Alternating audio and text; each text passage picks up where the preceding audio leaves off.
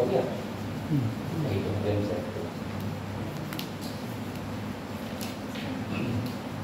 तो भाई आज का जो टॉपिक है वो है संवैधानिक निकाय और गैर संवैधानिक निकाय। ठीक है, अब देखो पहले एक बेसिक चीज समझ लीजिए, संवैधानिक निकाय क्या होते हैं। सीधी सीधी बात है, जिनका एड्रेस संविधान में दिया हुआ होता है। सर एड्रेस मतलब बताता हूँ, जिनका कोई ना कोई अनुच्छेद संविधान में वर्णित होता है। जैसे बताओ लांची, राष्ट्रपति कौन से आर्टिकल में है?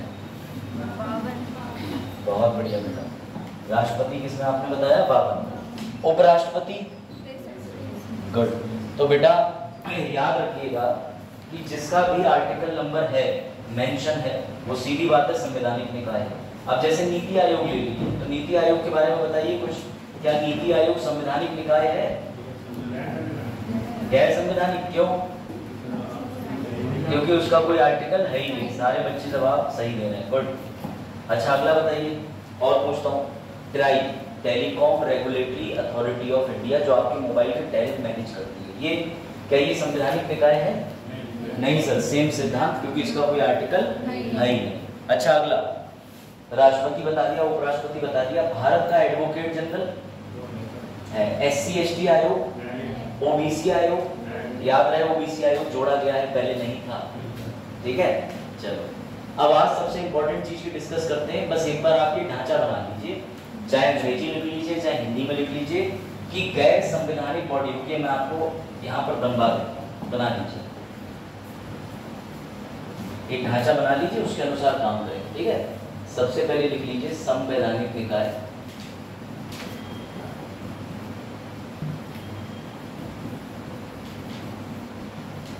इसे कहते हैं कॉन्स्टिट्यूशनल और इसे कहते हैं बॉडी। तो संवैधानिक निकाय वे होते हैं जो आ जाओ जो संविधान में वर्णित होते हैं। उदाहरण CAG 148, ठीक है, वादी 76,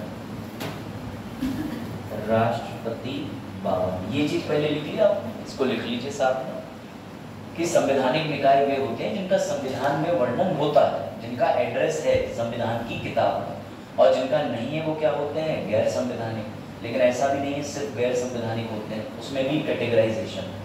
पहले आप ये लिख लीजिए। जैसे उदाहरण के लिए क्या होगा, आपका नियंत्रक एवं महालेखा, पता ही आपको परीक्षक जिसे कैग कहते हैं, controller auditor general, महान्यायवादी attorney general, राष्ट्रपति 52। तो ये संवैधानिक क्यों कहलाते हैं बेटा? क्योंकि इनका आर्टिकल 1 से लेके आर्टिकल 395 तक कहीं ना कहीं जिक्र संविधान में होता ही होता है। बात आई बेटा समझ में आपको? आगे क्लियर हुआ? पीछे संविधान में किताब में जिक्र होता है। ठीक,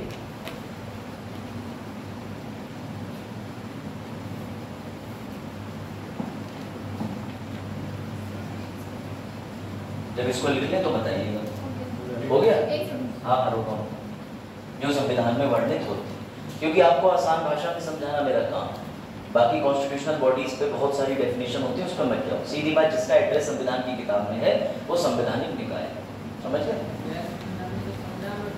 हाँ, जिनका वर्णन ही नहीं। मैं आपको ऐसे संविधान अलग अलग तरीके के ऐसे अलग अलग निकाय बताता हूँ, जिनको आप सोचोगे। जैसे मैंने अभी बच्चों से पूछा कि नीति आयोग सबको पता है, लेकिन नीति आयोग का कोई आर्टिकल है? नहीं है सर। ट्राई है, ट्राई आर्टिकल है? नहीं है। RBI बैंक जो कि है वर्तमान में, उसका कोई आर्टिकल है? नहीं है। तो वो क्या होगा? वो गैर संवैधानिक निकाय। आ जाओ बेटा, आ जाओ। ठीक है, चलो भाई बच्चों, आयशा बस इसको एक बार पढ़ लो फिर उतार लो। जो संविधान में वर्णित होते हैं वो कौन से निकाय होते हैं? कॉन्स्टिट्यूशन। एग्जाम्पल। ठीक है, चलो अब अगला लिख लीजिए। अगली हेडिंग डालिए, नॉन कॉन्स्टिट्यूशनल क्या होते हैं sir? Non constitutional, non constitutional यानी कि गैर संवैधानिक।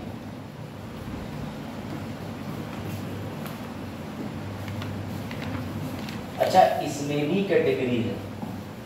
ठीक है, पहली बात तो आप इसके नीचे लिख लीजिए, जो संविधान में वर्णित नहीं है।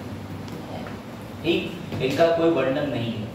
उदाहरण के लिए ले लीजिए, एग्जाम्पल के लिए ले लीजिए नीति आयोग, ठीक है, ट्राई। ये जो ट्राई है ये मोबाइल के संचालन को देखती है कि टैरिफ के रेट ज़्यादा हैं, कम है, क्या है, उस तरीके की चीज़ है।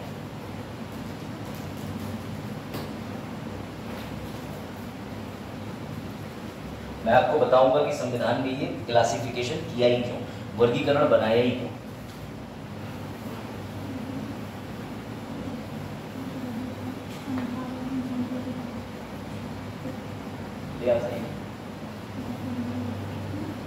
जो संविधान में वर्णित नहीं, लिख लिया। अच्छा, अब इसमें एक स्टोरी आपको सुनाता हूं मैं, ध्यान से सुनना। नॉन कॉन्स्टिट्यूशनल वाले जो नॉन कॉन्स्टिट्यूशनल बॉडी है, इसके अंदर भी आप वर्गीकरण कर सकते हो। आप अभी लिख सकते हो, कुछ होते हैं विधिक निकाय, लिख लीजिए विधिक निकाय। ये वही गैर संवैधानिक वाली है जो जस्ट आपने अभी लिखी है। इसके अंदर भी बाइफर्केशन है, विधिक निकाय। यहाँ विधिक को स्टैट्यूटरी कहते हैं, स्टैट्यूटरी बॉडीज या बॉडी। सर अगला कौन सा होता है? Non statutory body. Very good.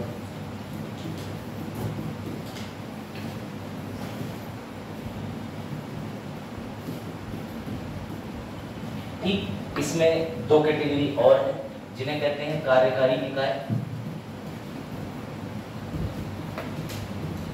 यानी कि एग्जीक्यूटिव बॉडी, और अंतिम आ जाती है क्वासी जुडिशियल बॉडी, जिसे बोलते हैं अर्ध न्यायिक निकाय। ये चार लिख लीजिए। मतलब संविधान या कि कॉन्स्टिट्यूशनल बॉडीज के नीचे तो कोई नहीं आ रहा है, लेकिन गैर संवैधानिक निकाय में चार वर्गीकरण कर दिए गए हैं। क्यों कर दिए गए हैं बताता हूं। संवैधानिक वाले के अंदर कोई भी क्लासिफिकेशन नहीं है नीचे, लेकिन गैर संवैधानिक के नीचे चार तरीके का विवरण दिया हुआ है। पहला विधिक निकाय, गैर विधिक होते हैं, कार्यकारी निकाय होते हैं बच्चों, और अर्ध न्यायिक होते हैं, यानी कि जो आधे न्यायपालिका की तरह काम करते हैं, आधे अपनी मर्जी से काम करते हैं। आ जाओ बच्चों, ये बना लीजिए डायग्राम, अभी बताया गैर संवैधानिक निकाय।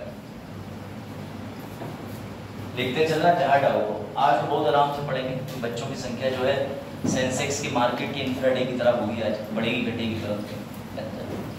बरसात का मौसम है और सबसे बड़ा डाउट उससे भी क्रिएट हो गया कि 21 तारीख को जो लॉकडाउन के लिए नोटिस दिया था भीमा ने, तो उस पर पुलिस तो लगी है। वो आदमी वाली जो पूरी न्यूज़ है वो तो रियल है, लेकिन भारत बंद कंप्लीटली नहीं हुआ है। कुछ लोग नहीं मानते, निकलते हैं, हम ही लोग देख लो क्या बैठे। ठीक है बेटा, ये हो गया। ये चार चीजें आप नोट कर लीजिए, ठीक है। जो बच्चे नहीं आए वो भी एक बार देख लीजिए। गैर संवैधानिक निकाय में चार वर्गीकरण होते हैं, ठीक है। मैं भी दोबारा फिर लिखूंगा तो टेंशन नॉट। अब आ जाओ समझ। लांची के घर में शादी थी, ठीक। लांची का, हाँ पैन अच्छा चल गया। लांची के भाई घर में शादी थी। लांची ध्यान देना बेटा, ठीक, सो मत जाना। लांची के पापा ने कहा बुआ को बुलाएंगे, आप फूफा गए, ठीक। लांची ने डिसाइड करा मौसी को बुलाएंगे। लांची ने डिसाइड करा चाची को बुलाएंगे। लांची ने डिसाइड करा अन्य रिश्तेदारों को बुलाएंगे जो नानी की तरफ से होंगे। लांची ने डिसाइड करा सर को बुलाएंगे, ठीक है, कोऑर्डिनेटर सर को, ठीक है, अभिषेक सर को नहीं बुलाएंगे, चलो। लांसी ने डिसाइड करा प्रदीप जी को बुलाएंगे। लांसी ने डिसाइड करा पूरनपुर वाले बच्चों को बुलाएंगे। समझना, ध्यान से सुनना। अब एक्चुअली शादी वाला दिन आया, शादी धूमधाम से हो गई, वेरी गुड, कोई दिक्कत नहीं। मेरी बात ध्यान से समझना। शादी में प्रोग्राम कंडक्ट करने से पहले एक सूची तैयार करी गई, उसके बाद शादी हो गई। लेकिन शादी के बाद सबसे बड़ी समस्या आई, ये सारे लोग तो लिस्ट में थे, इनके लिए सारी तैयारियां थी, लेकिन जब बहू की विदाई हुई तो अचानक से बहू के 150 घर वाले टूट पड़े। अब ये तो लिस्ट में लिख के नहीं थे भाई, जाहिर सी बात है, जब तैयारी, जब शादी होगी तो लड़की पक्ष वाले भी तो आएंगे। और हमारे समाज में एक और वर्ग है, ये भी आ गए, किन्नर भी आ गए पैसे मांगने, ठीक है, समझो व्यवहारिक था, ठीक, बैठे। उसके बाद ये हुआ, ये तो था ही था, कुछ ऐसे दोस्त थे इनके जो बिना कार्ड के आ गए, समझना बात को। अब आप ये जो सारे लोग हैं, क्या इनका कोई प्रयोग नहीं करोगे या इन्हें वंचित कर दोगे? नहीं सर, इनका भी पूरा सम्मान करेंगे। तो बेटा ऐसी ही कुछ चीजें समझना। जब सरकार ने संविधान बना के तैयार कर लिया, सर हमारा संविधान कितने साल में तैयार हुआ? कोई दिक्कत? उस संविधान में हमने ये सब डाल दिए थे, अटर्नी जनरल, मौसा जी वाइस प्रेसिडेंट, फूफा जी प्रेसिडेंट, कैब, यूपीएससी सब डाल दिए। लेकिन एक्चुअली घटना घटने के बाद आज देश में 2G घोटाले हो रहे हैं, आज टेक्नोलॉजी आ गई। एक व्हाट्सएप देखने के लिए हमें कोई ऑनलाइन संस्था चाहिए, लोगों को इंटरनेट बांटने के लिए कोई संस्था चाहिए आईएसपी, कोई भविष्य में व्हाट्सएप के लिए कार्यालय खोलना है, कोई मंडी ऑपरेटर को देखने के लिए सेंसेक्स चाहिए। तो बेटा ये सब वो सारी चीजें हैं जो संविधान बनने के बाद जोड़ी गई, क्योंकि ये सब इंपॉर्टेंट है, सेम कंसेप्ट है। संवैधानिक निकाय वो हैं जो संविधान बनने तक उसमें डाल दिए गए, और संवैधानिक गैर संवैधानिक निकाय वो हैं जो बाद में जोड़ लिए गए। लेकिन हमारा संविधान जो है उसमें एक छूट प्रदान कर दी गई है। अगर कभी आपको लगे ये सेंसेक्स बहुत काम का है तो इसको लाके नंबर 8 पे जोड़ सकते हैं। मेरी बात समझ गए? यानी कल को हम संवैधानिक निकाय में संस्थाओं को बढ़ा भी सकते हैं, घटा भी सकते हैं, घटा भी सकते हैं। नहीं बुलाने की इच्छा हुई लांसी को कोऑर्डिनेटर सर, समझ रहे हो? तो घटा भी सकते हैं, ये बात ध्यान रखना। अब आपको मैं यही चीज एक्चुअली ऐसे लिख के दिखाता हूँ। आपके पास में संवैधानिक निकाय है। बाबा साहब ने कहा कि देश के अंदर होना चाहिए अटर्नी जनरल, राष्ट्रपति, उपराष्ट्रपति, ठीक, इसके अलावा और भी हैं, कैग हो गया, और भी आप बहुत सारी बॉडीज है, यूपीएससी हो गई, तमाम है। बाबा साहब ने कहा इसकी जरूरत है, कोई बात नहीं साहब, हमारा देश आजाद हो गया, संविधान लागू हो गया, उसके बाद देश में नई नई बीमारियां आ गई, व्हाट्सएप, ठीक, मेट्रो, मोबाइल, कोचिंग, कपड़ा, सर पहले भी कपड़ा था, अब कपड़ा रह ही नहीं गया, ठीक, तो समझो। तो कहने का मतलब है कि जब जब जरूरत पड़ेगी तब संविधान के ये निकाय के अलावा हम अन्य कोई भी निकाय बना सकते हैं, उसे ही बोलते हैं गैर संवैधानिक या एक्स्ट्रा कॉन्स्टिट्यूशनल। बात आ गई समझ?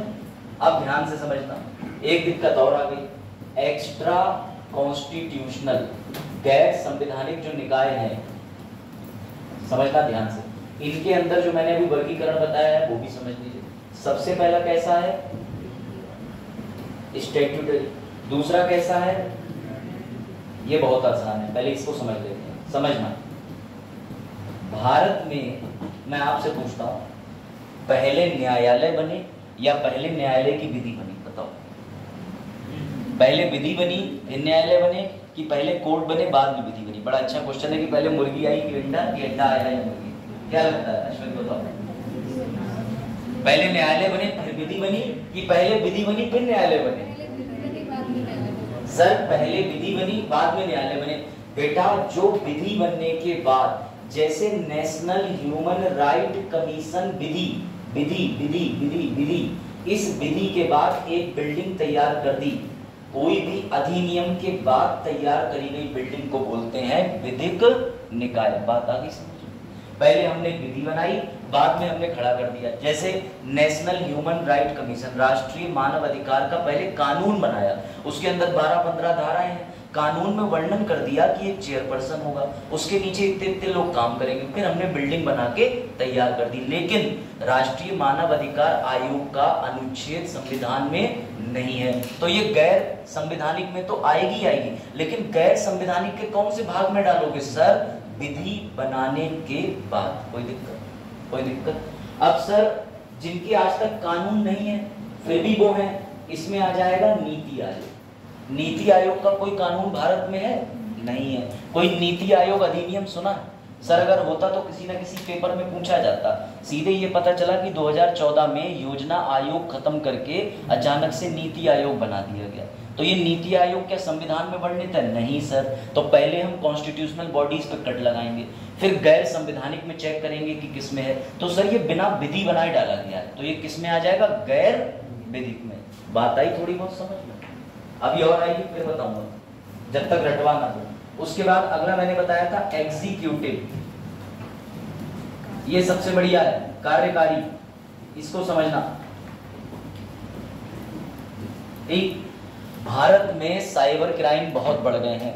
मुझे एक स्पेशल क्राइम यूनिट चाहिए जो सिर्फ साइबर के मामले देखे, थोड़े समय के लिए चाहिए। जब वो साइबर श्रेणी का अपराध बंद हो जाएगा तो मैं उस यूनिट को बंद कर दूंगा। मेरी बात समझना, क्लास में गंदगी बहुत हो रही, तो मैंने ये काम दे दिया कौशल जावेद को कि बच्चों आप ये जब आओगे सुबह तो बताना वेद प्रकाश जी को, जिस दिन साफ सफाई रहना शुरू हो जाएगी इन दोनों से पद वापस ले लिया जाएगा। तो ऐसा कोई भी पद या ऐसा कोई भी निकाय जो एक टेम्पररी समय के लिए होता है, काम पूरा होने के बाद स्वतः ही नष्ट हो जाता है, वो किसमें आ जाएगा? एग्जीक्यूटिव बॉडी में। बात आ गई समझ? सर भारत में ऐसे हुए बेटा अनलिमिटेड है, अभी सब बताऊंगा। उसके बाद सर कौन सा आ जाएगा? अर्ध न्यायिक। अर्ध न्यायिक, सर ये अर्ध न्यायिक क्या है? बेटा अर्ध न्यायिक का सीधा मतलब है जो थोड़े थोड़े काम न्यायपालिका के भी करेगा और थोड़े थोड़े काम कोई और से करेगा। सर ऐसी कोई बॉडी होती है? हाँ बेटा ऐसी बॉडी होती है। आप ऐसी बॉडी का नाम लिख लीजिए, आर्बिट्रेटर, विवाचन, मैंने पढ़ाया है। इसका मतलब ये होता है आर्बिट्रेटर का, मैंने अभय को और इधर उमेश को, दो को तो बना ही नहीं सकते, एक और ले लेते हैं लांशी को, 3 लोगों की बेंच बना दी जज की, और अपना और अश्मित की फैक्ट्री का विवाद लेके तीनों के सामने पहुंच गया। ये मेरे ही पैसे दिए हुए जज हैं जो मेरे ही लिए फैसला सुनाएंगे, लेकिन मेरी और अस्मत की सहमति पे। ये कानून से बाध्य नहीं है, ये सारे फैसले कानून की तरह सुनाएंगे, लेकिन ये किसी कोर्ट के अधीन काम नहीं करते। इन्हें क्या बोलते हैं? आर्बिट्रेटर्स। पहले से बिल्कुल सही कह रहे हैं कि कंपनी ने पहले ही एग्रीमेंट बनाया हो तब, जो मैंने बताया था। और एग्रीमेंट में अगर ये भी डाल दिया कि न्यायालय जा सकते हैं तब जा सकते हैं। ठीक है, चलो अब मैं एक बार इसको कंप्लीट चार्ट को बना के फिर से खत्म करता हूँ। ठीक, मैंने आपको 2 तरीके के निकाय बताए। सबसे पहला कॉन्स्टिट्यूशनल बॉडी, उसके बाद आ जाएगा नॉन कॉन्स्टिट्यूशनल बॉडी, इसे बोलेंगे गैर संवैधानिक, और इसे क्या बोलोगे भैया? संवैधानिक। सर सीधी बात है, जिसका कोई आर्टिकल हो वो संवैधानिक है। सर अटर्नी जनरल महान्यायवादी 76, सर राष्ट्रपति 52, सीएजी 148, ठीक है, सिर्फ 63 उपराष्ट्रपति, सर 152 गवर्नर, इसके अलावा मंत्री या हमारे प्रधानमंत्री अनुच्छेद 74। तो बेटा जिसका कोई आर्टिकल है वो क्या हो जाएगा? संवैधानिक निकाय। ये बात क्लियर है? यहाँ पर उसका आर्टिकल नहीं है तो हमने 4 भागों में बांट दिया। सर कौन कौन से में बांट दिया? विधिक, नॉन विधिक या गैर विधिक, कार्यकारी और क्वासी जुडिशियल। ठीक, स्टैट्यूटरी मतलब विधि बना के, विधि बनाकर। सर विधि बनाकर मतलब एनएचआरसी अधिनियम, एचएसआरसी अधिनियम। सर हमारी सीबीआई है, सीबीआई बेटा सीबीआई का भी एक्ट है, दिल्ली स्पेशल पुलिस अधिनियम 1946। हर किसी चीज का जिसका अधिनियम है और अधिनियम से शक्ति मिली पर वो संविधान में अनुच्छेद नहीं है, वो किस में आ जाएगी? विधि बनाकर स्टैट्यूटरी निकाय में। ये किस में आ जाएगा? Non constitutional. हाँ, अगर आईटी एक्ट से कोई बॉडी बनी है तो फिर आईटी एक्ट से बॉडी आ जाएगी विधि बना करके, और आईटी एक्ट से कोई बॉडी बनी ही नहीं है तो वो इन चारों कैटेगरी में नहीं आएगा, क्योंकि यहाँ निकाय चाहिए, बॉडी चाहिए जो फंक्शन करे। किसमें? हाँ हाँ, विधि, बिल्कुल विधि संसद में ही पारित करी जाएगी, परंतु उस विधि का कोई अनुच्छेद नहीं। जैसे नेशनल ह्यूमन राइट कमीशन सुनने में लगता है मानव अधिकार आयोग, बेटा लेकिन दुर्भाग्य ये कि मानव अधिकार आयोग संविधान के किसी भाग में वर्णित नहीं। ये हमने कहां से बनाया? पेरिस समझौते पर, पेरिस प्रिंसिपल थे, जब आगे पढ़ेंगे। ये बात आई ऐसा समझ में? चलो अब मैं आपसे दोबारा पूछता हूँ, बताइए ट्राई किस में आएगा? ट्राई, TRAI, इसमें आएगा, इसमें। ठीक, अच्छा आप बताइए railway board, RRB, railway board, railway board किस में आएगा? रेलवे बोर्ड, अब घूमे ना, ठीक है। अच्छा सब कुछ छोड़ दो, आपका उत्तर प्रदेश जो अधीनस्थ वाला उत्तर प्रदेश पुलिस वाला जो पेपर करा रहा है वो बोर्ड किस में रखोगे, संवैधानिक की गैर संवैधानिक? सर पहले तो उसे गैर संवैधानिक तक लेके आएंगे क्योंकि संविधान में कोई अनुच्छेद है नहीं। वो काम क्या कराता है सर, वो एक ही काम कराता है कि वो सिर्फ और सिर्फ इस पे यानी कार्यकारी निकाय है। कार्यकारी निकाय का मतलब ये है कि कल को उसे भंग किया जा सकता है, नया बनाया जा सकता है, बात समझिए। लेकिन उसके लिए कोई अधिनियम नहीं, कुछ नहीं। वो इसलिए बना दिया कि पुलिस पदोन्नति बोर्ड या पुलिस जो भी है नियुक्ति बोर्ड है, जाकर के काम करो और कल को तुम्हें क्या कर देंगे, वैनिश कर देंगे। बात आई समझ में? आर्टिकल 74 बेटा, ये प्राइम मिनिस्टर। ठीक, बड़े आगे, ये चीज आई थोड़ी समझ में? आ जाते हैं, तब भी कई बच्चे आ गए बारिश में, गुड। ठीक, अभी आप इसको और समझोगे। आज का जो मुख्य टॉपिक है, हेडिंग डाल दें CAG, इसे हिंदी और अंग्रेजी दोनों में लिख दे रहा हूं, कंट्रोलर एंड ऑडिटर जनरल। ठीक, इसे बोलते हैं, हाँ भाई हिंदी वालों बताओ, महान्यायवादी।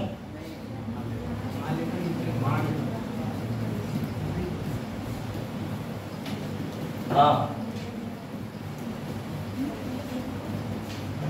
ठीक है, ये वर्ड बहुत जरूरी है, एंड बीच में आएगा कंट्रोलर एंड, तो महालेखा एवं नियंत्रक परीक्षक बोलते हैं हिंदी में। बेटा इसके अनुच्छेद होते हैं, अनुच्छेद 148 से 151 तक, ये सब लिखते चलिए प्लीज, क्योंकि ये आपको कहीं ना कहीं आपके पुलिस भर्ती में उड़ता उड़ाता CAG किसमें है ये आ जाए, बस ये आ सकता है, इससे ज्यादा नहीं। CAG की रिपोर्ट किसमें है, 151 में लिखवाता हूँ, इसका नाम गलत मत करना। अब एक सबसे इंपॉर्टेंट सवाल देखें, कौन बच्चा बता पाएगा, ये पद भारत ने किस देश से लिया है? 211 देश है, कौन से देश से लिया है? बड़ा अच्छा प्रश्न, क्योंकि ये दिया ही नहीं है किताब में ना, तो ये नया प्रश्न होगा, हो सकता है कोई बच्चा रिसर्च करके आया। हाँ, हमने कंट्रोलर ऑडिटर जनरल का पद कहां से लिया है, किस देश से लिया है ना, इंटरेस्टिंग, बताओ। स्वीडन से तो नहीं है बेटा, कोई बात, ट्राई जरूर करो, पाकिस्तान बोल दोगे तब भी मैं हंसूंगा मैं कहूंगा हाँ पाकिस्तान से तो लिया ही होगा। प्रयास कोई और अच्छा प्रश्न है, मैं बता दे रहा हूं इसका उत्तर, नोट कर लीजिए बेटा, सेम ऑफिस इंग्लैंड में, सेम कार्यालय कहां है, इंग्लैंड में, तो कैग का पद इंग्लैंड के पास भी मौजूद है। ये क्वेश्चन भविष्य में कम से कम कुछ नहीं तो वनडे एग्जाम में आ सकता है, यूपीएससी भले ही है उसके लेवल का नहीं। ठीक है यशु, समझ आया? कंट्रोलर एंड ऑडिटर जनरल, शुरू करें। इसका काम क्या होता है, चलो भाई बच्चों आपने ये लिख लिया हो तो मैं मिटा दूं, ये लिख लिया 148 से 151। चलो अब इसका काम समझाने के लिए पहले मुझे ये बताना पड़ेगा तुम्हें कि भैया होता क्या। ठीक है, मैंने सारी बॉडीज लिख दी हैं, तो स्टोरी शुरू करते हैं, ध्यान से। ठीक, हाँ अब देखना, ये रही सलोनी। सलोनी ने यूपीएससी की तैयारी से तंग होने के बाद, मैं नहीं कर रही तैयारी करते करते कोई लाभ तो मिल नहीं रहा है, समय भी जा रहा है, मेहनत भी लग रही है, आंखों के नीचे काले घेरे पड़ गए हैं, समझ रहे हो, कोई ब्यूटी प्रोडक्ट काम भी नहीं कर रहा, BLCC वालों से फोन मिलाया वो भी मना कर दे रहे हैं, बहन हम आपकी आंखें ठीक नहीं कर सकते। तो सलोनी ने हार खाने के बाद बच्चों एक कपड़े की दुकान खोली, ठीक, और कपड़े की दुकान बहुत बढ़िया तरीके से वेल मैनेज शोरूम खोला, जैसे सिग्नेचर वगैरह का होता है, बढ़िया। ठीक, उसके बाद ये हुआ कि भैया दिस इज बिजनेस, अच्छा काम चला, लेकिन समस्या ये आ गई कि सलोनी परेशान रहने लगी। क्यों?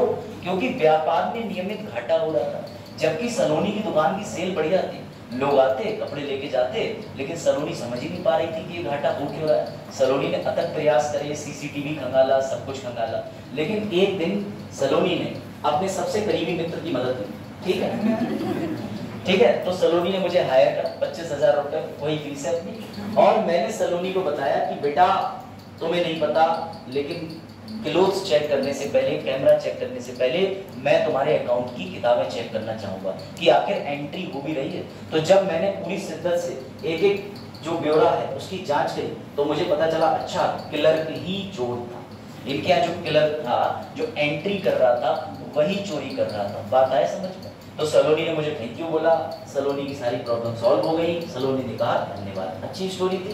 तो सर ये स्टोरी आपने क्यों सुनाई? बेटा तुम्हारे भारत में ऐसे करोड़ों रुपए का लेन देन रोज होता है कि नहीं होता है? ये तो सिर्फ एक सलोनी की दुकान की स्टोरी थी, जो व्यापार में घाटा होने पे सिर्फ व्यक्तिगत सलोनी को घाटा होता है।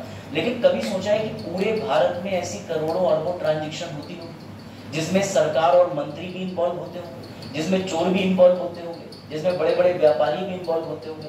तो भारत में ऐसी ही ट्रांजैक्शन की जांच करने के लिए एक पद बनाया गया है बेटा। उस पद का नाम क्या है? CAG। हाँ चलेगा, CAG आ जाओ। हाँ क्या नाम है? CAG है। तो ये भारत में जितना भी पैसे का लेन देन होता है उस सब की ऑडिटिंग करता है। वर्ड याद रखना, वर्ड है ऑडिटिंग। सर ऑडिटिंग मतलब जांचना, ऑडिटिंग मतलब जांचना। ये इसका लोगो है भैया, इसे भी याद कर लो, कुछ नहीं पता यूपीएससी दौड़े पड़ जाए। लोक हितार्थ सत्यनिष्ठा, लोगों का हित ही मेरा सबसे बड़ा सत्यनिष्ठा भाव है, ये याद रखना। क्योंकि ठीक है, शीलम परम भूषणम, ये तो आपको पता ही होगा, यूपीएससी में लिखा हुआ है लवासना में कि भैया तुम्हारा कैरेक्टर ही सर्वोपरि है, सबसे ऊपर। ऐसे ही हमारे कैग कहते हैं, controller auditor general of India, कि लोक हितार्थ सत्यनिष्ठा, ये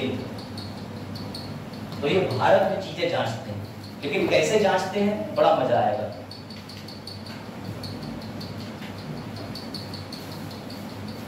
ये लिख लिया? हाँ लिख लो आराम से। इंग्लिश वालों इंग्लिश में, dedicated to truth in public interest, ये ध्यान रखना।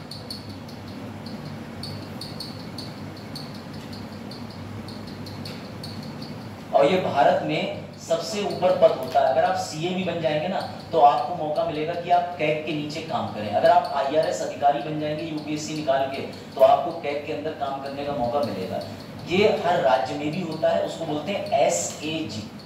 केंद्र में सीएजी, सेंट्रल, और राज्य में एस से स्टेट तो एसएजी का पद होता है। ये भी आप ध्यान में रख सकते हैं। अभी मैं आपको लिखवाता चलूँ, आप कहेंगे तो डिक्टेट भी कर दूंगा। अब समझिए कैग। चलो बेटा ध्यान से सुनना, कैग का काम क्या होता है तो मैं बता रहा हूँ, ठीक समझना। कैग के सिद्धांत बच्चों लिख लो। सबसे पहले ये लिखो, C&AG किन सिद्धांतों पर काम करता है? इसके सिद्धांत क्या होते हैं?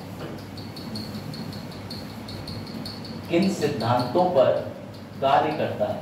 सर इसके सिद्धांत भी होते हैं? हाँ बेटा, सबसे पहला सिद्धांत इसका होता है अकाउंटेबिलिटी।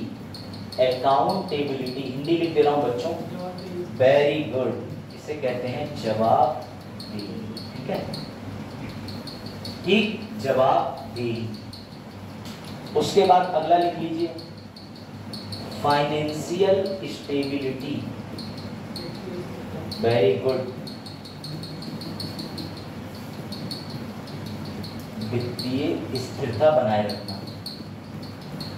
ठीक, तीसरा चेक्स एंड बैलेंसेस। सर ये क्या है?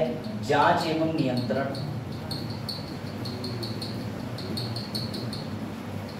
ठीक, और इसका काम क्या होता है? इसका काम बेटा एक सिंपल सा होता है, ट्रांसपेरेंसी, पारदर्शिता।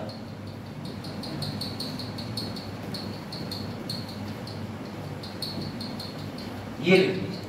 कभी आपसे मुख्य परीक्षा में आ जाए या प्रीलिम्स में आ जाए कि कैग के प्रिंसिपल क्या होते हैं, ये कौन से सिद्धांत पे काम करता है, तो बच्चों इसके 4 सिद्धांत हैं। सबसे पहला ये जवाबदेही। जवाबदेही किसकी तय करता है? पैसे की। और वो पैसा कौन खर्च करता है? सरकार। तो ये सरकार से पूछेगा अभी आगे चल के कि तुमने कहाँ लुटा दी दौलत। और दूसरा क्या है? ये देश में वित्तीय स्थिरता रखता है कि देश में व्यापार में घाटा ना हो, देश के पैसे का संचालन में घाटा ना हो, देश की संचित निधि खाली ना हो जाए, ये सबकी देखरेख करता है। तीसरा है जांच एवं नियंत्रण, यानी मंत्रियों के ऊपर एक कसौटी कसता है। और अंत में क्या है? ट्रांसपेरेंसी, पारदर्शिता लाता है। ये 4 सिद्धांत है इसके, और कुछ नहीं है। मैं तो अभी ये भी बताऊंगा आपको कि ये रिपोर्ट में बनाता क्या है, इसकी रिपोर्ट के मानक क्या होते हैं। बढ़े आगे, जब इसको आप नोट कर लें तो बताइए। अकाउंटेबिलिटी, फाइनेंशियल, चेक, ट्रांसपेरेंसी, ठीक है। तो इसको आप याद ऐसे याद रख सकते हैं, कैट फंस गई, कुछ भी याद रख सकते हैं, तुम्हारे ऊपर है। एफ कैट वैसे जिन लोगों ने प्रोग्रामिंग करी होगी, आ जाओ, जिन लोगों ने कंप्यूटर प्रोग्रामिंग करी होगी, एफकेट एक सॉफ्टवेयर एप्लीकेशन होती है, उस पर काम करना होता है। चलो बढ़े आगे, ठीक है। अब समझिएगा ध्यान से, काम क्या होता है कैग का, इसको भारत में सर्वोच्च ऑफिस बोलते हैं। याद रखिएगा इसका दूसरा नाम सुप्रीम ऑडिट इंस्टीट्यूशन है, जो अभी आपने मैंने डायग्राम दिखाया था कि लोक हितार्थ, इसका जो सत्य या कर्तव्यनिष्ठ जो भी है वो इसको क्या बोलते हैं भारत में, साईं बाबा नहीं बोलते, विद रिस्पेक्ट साईं बोलते हैं, SAI, सुप्रीम ऑडिट संस्था, सर्वोच्च जांच संस्था भारत की। ये ध्यान रखना। कौन सी जांच करेगी, वित्त के मामले में, सिर्फ वित्त के मामले में। सर फिर वित्त आयोग किस काम का है, वो सिर्फ सलाह देता है, ये जांच करता है, और ये जांच भी नहीं करता, जांच कराता है। देखो आगे बढ़ो, ठीक है। आप समझिएगा जरा है काम कैसे करता है कैग, वो देखिए जरा ध्यान से सुनिएगा। ये है कैग भाई साहब, ठीक, महालेखा एवं नियंत्रक परीक्षक भारत में अनुच्छेद 148, ठीक, ध्यान से सुनना। सबसे पहले कुछ कंडीशन भाई साहब की समझ लो। इनकी नौकरी की अधिकतम आयु जो है वो है 65 वर्ष, यानी या तो आप 65 साल के होने तक काम कर लो या आप 6 साल काम कर लो, बस दोनों में से जो पहले हो जाए। सर जो पहले हो जाए मतलब अगर मैं 50 साल की उम्र पे लगा तो मैं 65 तक काम नहीं करूंगा, मैं कितने वर्ष काम करूंगा, सिर्फ 6 वर्ष। अगर मैं 63 की उम्र में लगा तो मैं 65 तक काम करूंगा, क्योंकि 65 इससे पहले हो रहा है। ये बात आई समझ में। तो बेटा इनके मानक क्या है, या तो आप 65 साल की उम्र तक काम करो या 6 वर्ष की उम्र तक। लिखते चलिए साथ में, ये भी उतारना है, लिखते चलो, लिख रहे हो ना साथ में। अब ध्यान से सुनिएगा, हो सकता है कैग अपना काम ईमानदारी से ना करता हो। सर क्यों ना करता हो, क्योंकि कैग को ये लगे कि मैं सरकार के हित में काम करूंगा तो सरकार मेरे 6 साल पूरे होने पर मुझे नौकरी में दोबारा रख लेगी, या मेरे पास तो अभी बहुत टाइम है। तो बेटा इसका भी इंतजाम बाबा साहब करके चले गए, इसका रीअपॉइंटमेंट नहीं होता है। क्या नहीं होता है, रीअपॉइंटमेंट, यानी बच्चों पुनः नियुक्ति नहीं होती। दुख की बात, पुनः नियुक्ति नहीं। सबसे बड़ी चीज, एक बार कैग बन गए, जीवन बंधन से मुक्ति पा गए। सत्नाम समझ में आया। अगर आपको एक बार भारत का CAG बना दिया तो आप दोबारा नहीं बन सकते, सिर्फ एक बार। कितने साल तक आपकी एज है अधिकतम, 65 साल 6 वर्ष, ठीक, ध्यान से। सर ये बनता कौन है, बनते हैं ये लोग, ये लोग। सर UPSC निकालने के बाद बेटा डायरेक्ट नहीं बनते हो, ये प्रमोशन से, पदोन्नति से दिया जाता है। इसमें या तो IAS को लेते हैं, ठीक, या फिर किसे लेते हैं, सर नई पोस्ट IAAS। आ जाओ क्वेश्चन, कौन सी पोस्ट है, IAS या फिर IAAS। सर ये क्या होता है बेटा, इंडियन अकाउंटिंग एडमिनिस्ट्रेटिव सर्विसेज, ये भी नौकरी होती है। आप तो सिर्फ 3, 4, 5, 6 पढ़े होंगे, इसमें कम से कम 25-26 नौकरियों की लिस्ट होती है। जैसे आप IPS बनेंगे, IAS बनेंगे, IRS बनेंगे, एक IPPS होती है, पोस्टल सेवाओं में जाने का। तो ऐसे ही इसमें एक सर्विस होती है IAAS, मैं लिख दे रहा हूँ उसका नाम, लिख लो आप। ये तो सबको पता है, भारतीय प्रशासनिक अधिकारी, IAS इंडियन एडमिनिस्ट्रेटिव सर्विस। इसका लिख लीजिए Indian accounting administrative services. Sir कोई विशेष योग्यता चाहिए होती, बस BCom करे हुए हो, एक बार बन जाओ UPSC में, उसके बाद BCom करने के बाद में ये अपने में प्रेफरेंस दो, वैकल्पिक विषय कॉमर्स लो, चले जाओ इस लाइन में, बन जाओ IRS, बनना IAS बन जाओ, और उसके बाद भविष्य में तुम्हारे राजनीतिक टर्म्स ज्यादा अच्छे हुए तो मुबारक हो, तुम बन जाओगे भारत में CAG, जो वर्तमान में कौन है, मुर्मू साहब। अभी आप ठीक, बढ़े आगे, इसको लिखते चलिएगा, ठीक। सर 65 वर्ष, 6 वर्ष, पुनः नियुक्ति नहीं, UPSC नहीं। दूसरा, इनका वेतन कभी कम नहीं किया जा सकता, और इनका वेतन दिया जाता है संचित निधि से।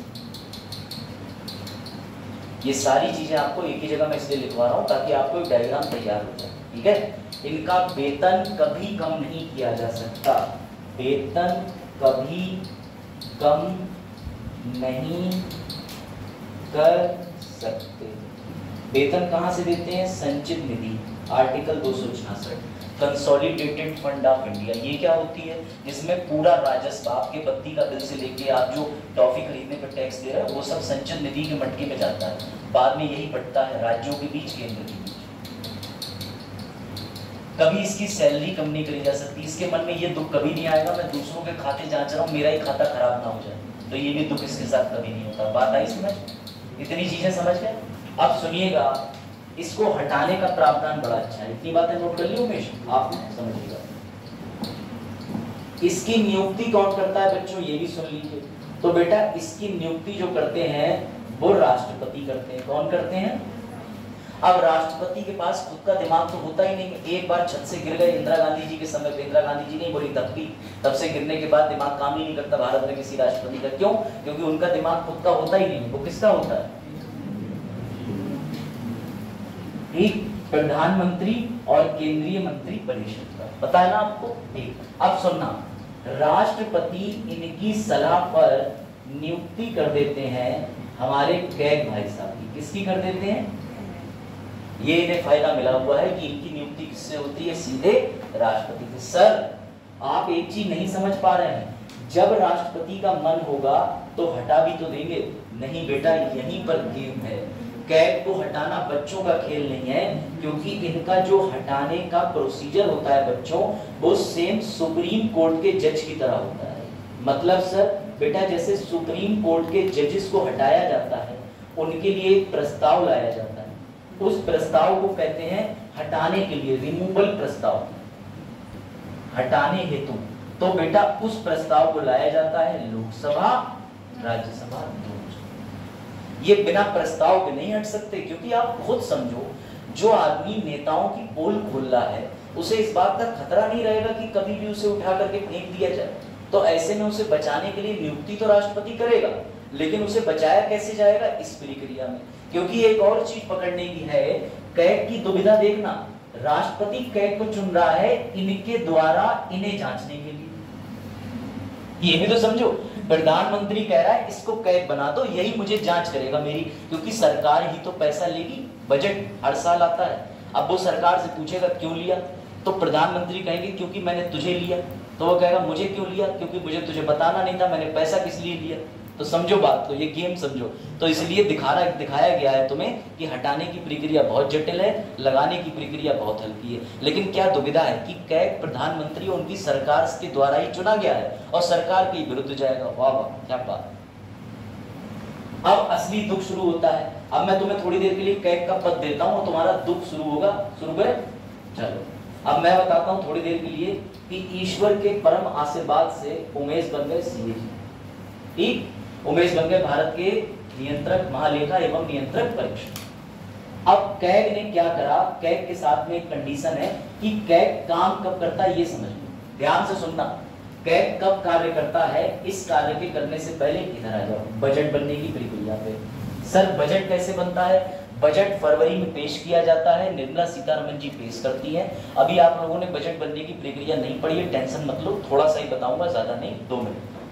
बजट बनने से पहले याद रखना, निर्मला सीतारमण जी अभी सितंबर माह में सक्रिय हो जाएंगे, और सितंबर माह में जितने भी विभाग हैं, जितने भी मिनिस्ट्री हैं, खेल विभाग, शिक्षा विभाग, दुग्ध विभाग, कृषि विभाग, सभी विभाग, इनके पास में एक लेटर भेजेंगे। उसे बोलते हैं डिमांड ऑफ ग्रांट, अनुदान की मांग। यानी खुद निर्मला सीतारमण जी चिट्ठी भेजेंगी अश्मित को, बाकी लोगों को जो विभाग के मंत्री हैं, कि बताओ तुम्हें इस साल कितना पैसा चाहिए, लेकिन ये भी बताओ पिछले साल तुमने पैसा खर्च कैसे करा। मेरी बात समझना, ये बजट बनने की भारत में प्रक्रिया है। उससे पहले बजट का पूर्व अनुमान लगाया जाता है, जिसे कहते हैं अनुदान की मांग, डिमांड ऑफ ग्रांट। समझना, जैसे ही विभागों से ब्यौरा मांगा जाएगा, भारत में एक समिति होती है जिसका नाम है प्राक्कलन समिति। कौन सी समिति? प्राक्कलन समिति। इसे कहते हैं एस्टीमेट कमेटी। Estimate committee. बेटा इस कमेटी में 30 सदस्य होते हैं, कोई भी मंत्री नहीं होता।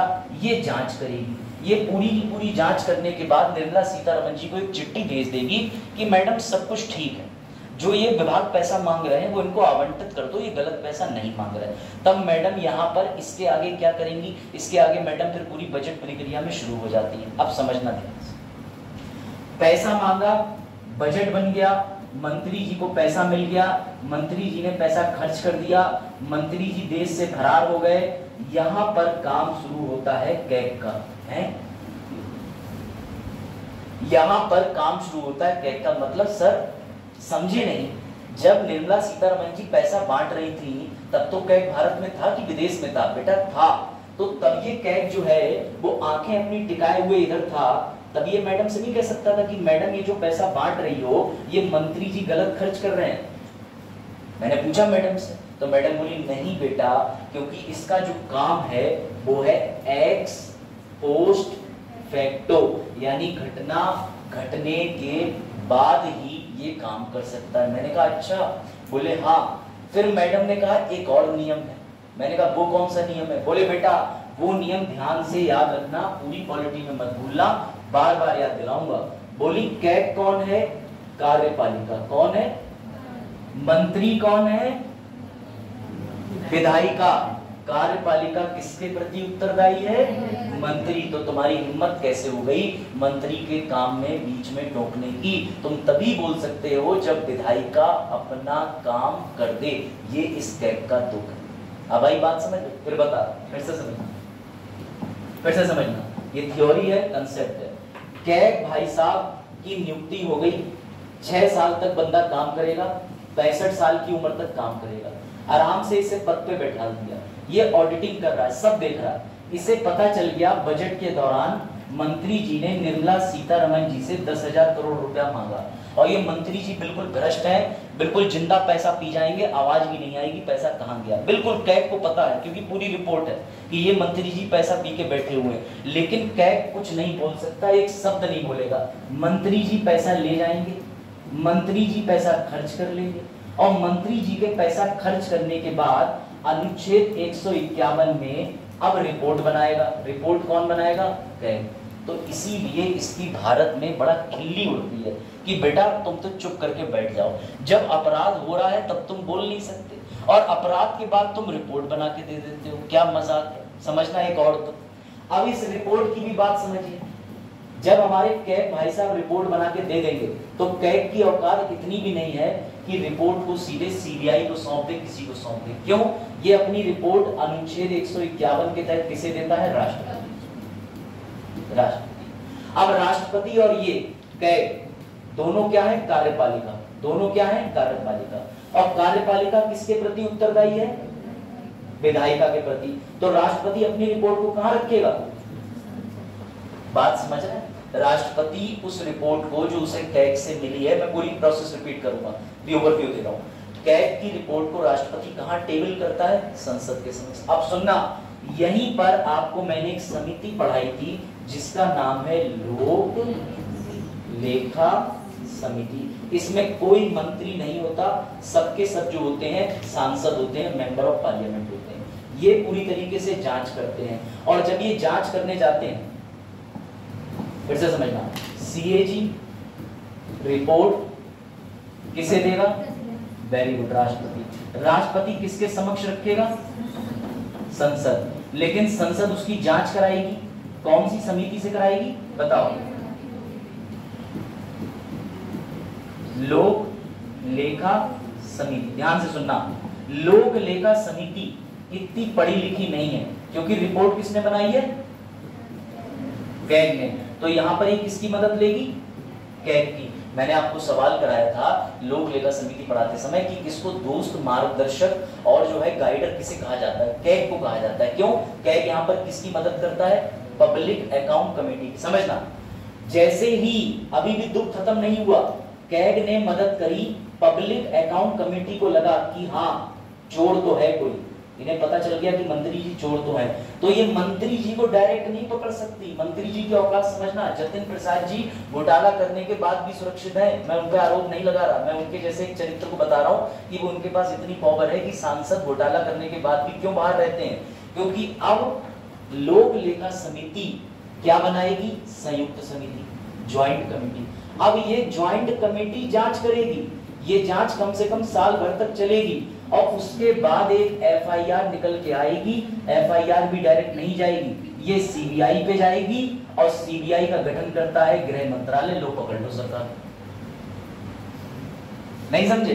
मंत्री जी की जांच के लिए सीबीआई के पास अंतिम रिपोर्ट जाएगी। ये पूरा चक्र फिर याद कराऊंगा 2-3 बार। आज के साल में आप अगर ये चक्र समझ गए तो मजा आ जाएगा। सीबीआई की नियुक्ति कौन करता है? गृह मंत्री अमित शाह। वो बैठे हुए हैं, वो कह रहे हैं कि इधर आ जाओ, होम मिनिस्ट्री का काम है, इधर आ जाओ, तुम इधर आओ, सीबीआई जांच मैं बताऊंगा कैसे होती है। अब भाई बात समझ गए? फिर से बंद सुनो सर, अच्छे से बनाना, साइकिल साफ बनाता हूँ, साफ, ठीक है? समझना, कैग भारत में निर्धारित किया गया है अनुच्छेद 148, ठीक? इसकी शक्तियां बताई गई हैं, बताता हूं आपको मैं 149 में। 150 में बताया गया है कि ये खांचा कैसे तैयार करेगा, फॉर्मेट। 151 में बताया गया है ये रिपोर्ट कैसे बनाएगा, ठीक? अब ये जो रिपोर्ट बनाएगा बेटा, ये रिपोर्ट किसे सौंपेगा? किसे सौंपेगा? लेकिन राष्ट्रपति रिपोर्ट किसके समक्ष रखेगा? संसद। अब संसद इसकी जांच करवाएगी रिपोर्ट की, किससे? वेरी गुड, लोक लेखा समिति से। बेटा लोक लेखा समिति जो है वो 22 लोगों से बनी होती है, लोकसभा के 15, राज्यसभा के 7 सदस्य, ठीक? इसमें 1967 से नियम कर दिया गया कि इसका जो अध्यक्ष होगा वो हमेशा विपक्ष का नेता ही होगा। 1967 से नियम कर दिया गया, इस पे भी विवाद उठ रहा है, समझना। लोक लेखा समिति जांच में अगर पाया गया कि हाँ मंत्री जी गुंडा है, इन्होंने, मंत्री जी ने नालायकपंथी करी है, तो ये क्या बनाएंगे? संयुक्त समिति। क्या बनाएंगे? जिसे बोलते हैं ज्वाइंट समिति। ये ज्वाइंट समिति अपनी रिपोर्ट देगी और इस रिपोर्ट के बेसिस पर अगर सत्यता पाई गई तो क्या दर्ज होगी? एफआईआर। एफआईआर थाने में दर्ज नहीं होगी, एफआईआर किसके पास जाएगी? अब सीबीआई जांच करेगी और सीबीआई जांच तो तब कर पाएगी ना जब सीबीआई को आदेश मिलेंगे, और सीबीआई को आदेश कौन देती है? तो क्या तुम कभी भी आदरणीय जतिन प्रसाद जी को जेल डालने की हिम्मत कर पाओगे? This is all. आप समझे कैग का रोल? तो कैग हमेशा कोने में खड़ा होकर सुसुकता रहता है। मैंने कहा क्यों कैग, क्यों रो रहे हो? बोले भैया मुंह से निकल गई। मैंने कहा क्या मतलब? बोले पता नहीं मेरा पद क्यों बनाया है, पता नहीं क्यों बनाया है। जब सारी चीज घूम फिर के सीबीआई तक जाने का रास्ता तय करके हमारे गृह मंत्रालय से ही जाता है, तो मेरा पद भी गृह मंत्रालय को ही उठा के दे देते ना। मुझे क्यों बनाया है? मैंने कहा बेवकूफ, तुझे इसलिए बनाया है क्योंकि बाबा साहब लिख गए थे transparency, accountability, financial stability, checks and balance. Baba Saheb 4 सिद्धांत दे गए थे, हमें और कोई मुर्गा मिला नहीं, हमने तुझे पकड़ के हलाल कर दिया। और सबसे बड़ी बात, तू एक बार ईमानदारी का घूंट पी के चला जा, दोबारा तेरी नियुक्ति नहीं करेंगे। तू हमारी सरकार के खिलाफ चला जा, बाद में तेरे पे घोटाले के आरोप लगा देंगे। तो और सबसे दुख की बात, कैग की रिपोर्ट जो होती है बच्चों, कैग अपनी रिपोर्ट पर कोई भी पब्लिक स्थान पर टिप्पणी नहीं कर सकता कि कैग ट्वीट कर दे और ट्वीट में लिख दे मैंने 1,76,000 करोड़ का 2G स्कैम सुलझा लिया। अंदर हो जाओगे जेल में, बहुत मार लगेगी। तो समझे बात को? कैग का दुख देख रहे? बेचारा कैग तो इसलिए परेशान है कि मुझे घुमा करके ऐसे काम क्यों पकड़ रहे हैं, ऐसे पकड़ लेते डायरेक्टली। तो ये कैग का दुख है। ये यूपीएससी के अंदर बात समझो, आप लोग सबसे फाइन सर्विसेज में जा रहे हो, आईएएस आईपीएस। तुम्हें इन मजबूरी के बीच से भी कोई रास्ता निकालना होगा जिससे अपराधी भी पकड़ा जाए और काम भी हो जाए। इसीलिए पुलिस बहुत कुछ अनैतिक कृत्य कर देती है, तो पुलिस को करना पड़ता है। समझे बात को? कैग का कार्य ये रहा। चलो अब आगे बढ़ते हैं और देखते हैं हमारे कैग भाई साहब क्या क्या कर सकते हैं, क्या क्या खूबियां हैं लड़के में। ठीक है, चलो ठीक। अब थोड़ा पढ़ लेते हैं। मजाक उड़ाया गया, मजाक। ये मजाक जरा पढ़िए, पूछता है पालक, सवाल पढ़िए। ये प्रश्न बड़ा अच्छा है, ये टीवी डिबेट में होता है, पढ़िए। क्या कैग सच में भारत में एक आवश्यक पोस्ट है, पद है, हाँ या ना? तो भैया इसके बारे में ये एडिटोरियल आ चुका है, इस पे सवाल बना है मेंस में 2019 में। बताता हूं, कैग भारत में लोकतंत्र को बचाए रखने में भूमिका निभाता है। ऐसा आप भी फेंक सकते हो, लिख सकते हो, क्योंकि ये द इंडियन एक्सप्रेस की न्यूज है। मैं बताता हूं, क्वेश्चन बना है, अभी दिखाता हूं। देखिए हम लोगों ने क्या लिखा है, transparency, accountability, financial integrity, stability एक ही चीज होती है। ठीक, अब मैं आपको एक चीज दिखाता हूं। ये गवर्नेंस का भाग है। मेंस के क्वेश्चन देख लीजिए, एक आया था 1989 में, एक 2018 में आया। इससे ज्यादा अभी तक सीएजी नहीं पूछा। मुख्य परीक्षा का प्रश्न है, एक बार नजर डाल दो कि पूछा क्या जाता है। और पता है क्या पूछा गया? द इंडियन एक्सप्रेस का सीधा एडिटोरियल आया है, सीधा देखो, CAG has a very vital role, पीछे यही लिखा हुआ था उस एडिटोरियल में, था कि नहीं? इसका मतलब न्यूज़पेपर के एडिटोरियल पढ़ने चाहिए, सीधा प्रश्न उठ के आ जाता है। आप अनुमान लगाइए कि कैग सुर्खियों में है, तो कैग पे या तो अखबार के अंदर कुछ ऐसा आया होगा जो ऑलरेडी आप जानते होंगे, लेकिन कुछ ऐसा आया जो आप नहीं जानते, वही मेंस का प्रश्न बनता है। ये चीज मैंने कई बार देखी। अभी हाल ही में सुप्रीम कोर्ट ने फिर से, हम लोगों ने मौलिक अधिकार के अंदर यहाँ पर एक केस पढ़ा था अरुणा शानोभाग का, कि वो कैसे मर गई, उसके बाद इच्छा मृत्यु, जो बच्चे आए थे रेगुलर, जो नहीं आए वो तो छोड़ ही दो। आर्टिकल 21 में हमने रतिनम का केस पढ़ा था, ज्ञान कौर का केस पढ़ा था, अरुणा शानोभाग। कल हियरिंग के दौरान कलकत्ता रेप केस मामले में सुप्रीम कोर्ट ने वही केस का जिक्र करा है, ये अरुणा शानोभाग के जैसा ही, तो ये केस एक्टिव हो गया। मैंने इस बार पढ़ाया है, वीडियो में भी है, मैं लिंक भेज दूंगा, देख लो, समझ गए? तो मैं इसलिए बता रहा हूँ कि newspaper the Hindu, Indian express आप पढ़ें, और अगर नहीं समझ में आता है तो तब भी प्रयास करें। ठीक, ये देखो ये क्वेश्चन आया। अब इस क्वेश्चन पे आपको पूरी साइकिल बनानी पड़ेगी जो मैंने अभी बनाई। क्यों? क्योंकि प्रश्न ये है कि कैग की भूमिका बताओ। तो तुम कैसे बताओगे? तुम लिखोगे भैया पहले कैग, उसमें लिखोगे रिपोर्ट राष्ट्रपति, राष्ट्रपति किसके समक्ष प्रस्तुत करते हैं? संसद, संसद जांच के लिए किसके पास? लोक लेखा समिति, समिति ने अगर नेताजी को पकड़ लिया तो फिर ज्वाइंट समिति, ज्वाइंट समिति क्या करती है? अपनी रिपोर्ट के बेसिस पे एफआईआर दर्ज कराती है, बाद में सीबीआई को दे देती है, लेकिन सीबीआई जो है वो होम मिनिस्ट्री के निर्देश का पालन करती है। तो इसका मतलब कि कैग का सिर्फ और सिर्फ एक ही रोल है, प्रथम दृष्टया अपराध की सूचना देना, ना कार्यवाही कर सकता है, ना तो किसी प्रकार से इसका उस अपराध को रोकने में कोई रोल होता है, सिर्फ सूचना एवं संकेत मात्र ही बचा है। बात आई समझ में? सिर्फ यही काम रह गया है, इसके अलावा हमारे कैग भाई साहब अपराध रोकने में बेबस हैं। और इनसे पहले क्वेश्चन क्या आते थे? पहले आते थे इनका काम बता दो, इनकी शक्तियां बता दो। 1989 तक जो लोग आईएएस का पेपर दिए हैं वो इसी में घुस थे। लेकिन जब न्यूज में चर्चा में आया कि कैग का पद तो कमजोर बहुत है, दिखता बहुत बड़ा है, तब एडिटोरियल पर ये प्रश्न बना था 2018 मेंस परीक्षा। तो आईएएस के लिए आपके दिमाग को खुला रखना पड़ेगा। बात आई समझ में? चलो शुरू करें। अब आ जाओ इस पे और जरा एक बार इस प्रश्न को सॉल्व करने का प्रयास करें। आज प्रश्न भी मिलेंगे, बहुत कुछ बदलाव किए हैं। इस पद का सृजन किया गया था, बताओ। अगर आपको मैं इतनी देर से चीख चीख के बता रहा हूं कि संवैधानिक पद पढ़ रहे हैं, तो सीधे सीधे दिमाग लगा लो ये कहां मेंशन है। इसका उत्तर क्या हो जाएगा? By the constitution. बेटा पीसीएस का प्रश्न है, 2012 में आया है, रिपीट होने के चांस होते हैं पीसीएस में। इसका उत्तर होगा बाई द कॉन्स्टिट्यूशन। ये पद किस देश से लिया गया है? इंग्लैंड से। गुड। वर्तमान कैग के बारे में देख लीजिए भैया, याद रखिएगा ये जो कैग है 16वें नहीं 14वें नंबर, ठीक है, ये याद रखना। कौन से नंबर के हैं? 14। इनका नाम क्या है? गिरीश चंद्र। ये वही लेफ्टिनेंट रहे थे जम्मू कश्मीर और यूपी वाले हिस्से, ठीक है। कोई विशेषता नहीं चाहिए, इनकी विशेषता यही है सूफी गाने सुनते हैं, फोटोग्राफी करते हैं, पेंटिंग करते हैं। इसका कोई तुम्हारे एग्जाम से लेना देना नहीं, ठीक। हाँ, लेकिन ये बर्मिंघम यूनिवर्सिटी से पढ़े हुए हैं, एमबीए की डिग्री है, 1985 में आईएएस बन गए थे। तो ये बात सिद्ध होती है कि सर आईएएस और आईएएस ही बनते हैं कैग। ये लिखा हुआ भारतीय प्रशासनिक सेवा 1985 बैच में ज्वाइन कर ली थी मुर्मू जी ने। कब बने? 8 अगस्त 2020। तारीख बिल्कुल जरूरी नहीं है, 2020 याद रखना, क्योंकि जैसे ही 6 साल आएंगे या जैसे ही 65 के होंगे ये निकाल दिए जाएंगे, इसके बाद दोबारा नियुक्ति नहीं हो सकती, ठीक। ये बड़ा अच्छा है। तुम लोग जिस कॉलेज में बैठे हो उस कॉलेज के नाम का सबसे पहला, जब अंग्रेजों ने हम पे शासन करा तो सबसे पहला जो सीएजी का पद बनाया गया था, ये 1860 से पहले का पद है, मॉडल विंडो रिफॉर्म वगैरह में था ये, तब था एडमंड ड्रमंड। तो कभी नहीं बोलना कि जहां तुम पढ़ने आते हो, सबसे पहले जब अंग्रेजों का भी शासन था उस समय कैग जो था उसका नाम था एडमंड ड्रमंड। ये देखो इसके बारे में क्या निकलता है स्कूल के बारे में। पीलीभीत का 107 साल पुराना स्कूल जहां आज भी लगती है कक्षाएं, ठीक है।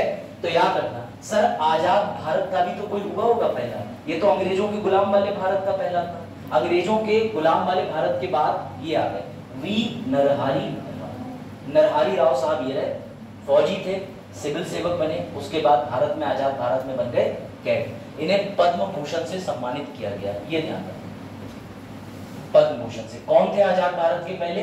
बी नरहरी राव। इस समय 14वें कौन है? जीसी मुर्मू, गिरीश चंद्र मुर्मू, भारत के कैड। कोई डाउट? बड़े आगे चलो, ये 13वें नंबर के हैं, अपने वाले से जस्ट पहले। अभी गिरीश चंद्र मुर्मू से जस्ट पहले कौन थे? राजीव महेश्वरी। ये भी कौन सी परीक्षा निकाले हुए थे? आईएएस। तो आईएएस ही ज्यादातर बन जाते हैं। ठीक है, अब इसका सवाल का जवाब दे दीजिए। मैंने इसीलिए आपको नंबर बताया क्योंकि नंबर पे भी सवाल आते हैं। कौन से नंबर के हैं? 14 नंबर के। अब मत बोलना गिरीश चंद्र मुर्मू, इस पे भी सवाल बनते हैं बच्चों, क्या कर सकते हैं? बायजूस की जानकारी गलत होती है, बायजूस ऐप से सावधान। उसने भैया गिरीश चंद्र मुर्मू को 15वां बता दिया, जो कि गलत है। मैंने गिरीश चंद्र मुर्मू की हिस्ट्री खंगाल ली 14वें नंबर के ऑफिशियल वेबसाइट पे। कुछ भी कभी आ जाए सर्च करने पे तो आंख बंद करके यकीन मत मान लेना, 2 जगह ट्राई करना। बायजूस तो वैसे भी चली गई भारत से, अब तो उखड़ी गई है, तो याद रखना इसने 15वां बताया, लेकिन 15वां नहीं है, असल में कौन से नंबर पे है? 14वें नंबर पे। तो कभी आप जो देखें उसमें भी कंफ्यूजन हो सकता है।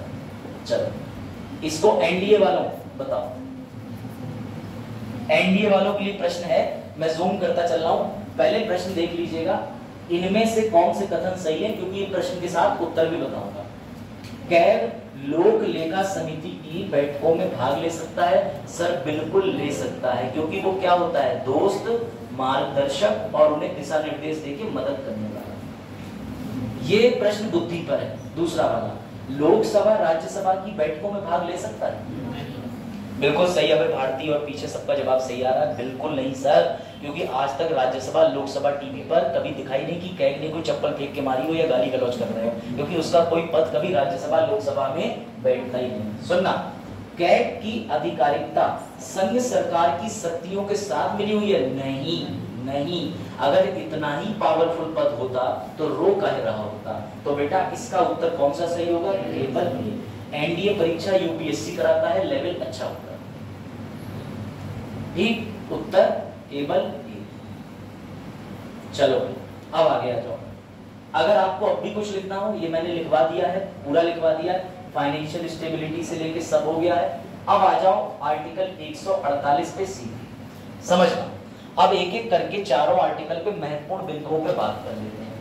याद रखना, अनुच्छेद 148 में साफ साफ लिखा है कि कैग की नियुक्ति राष्ट्रपति करेगा, लेकिन उसी में देखो आगे लिखा है केवल सर्वोच्च न्यायालय के।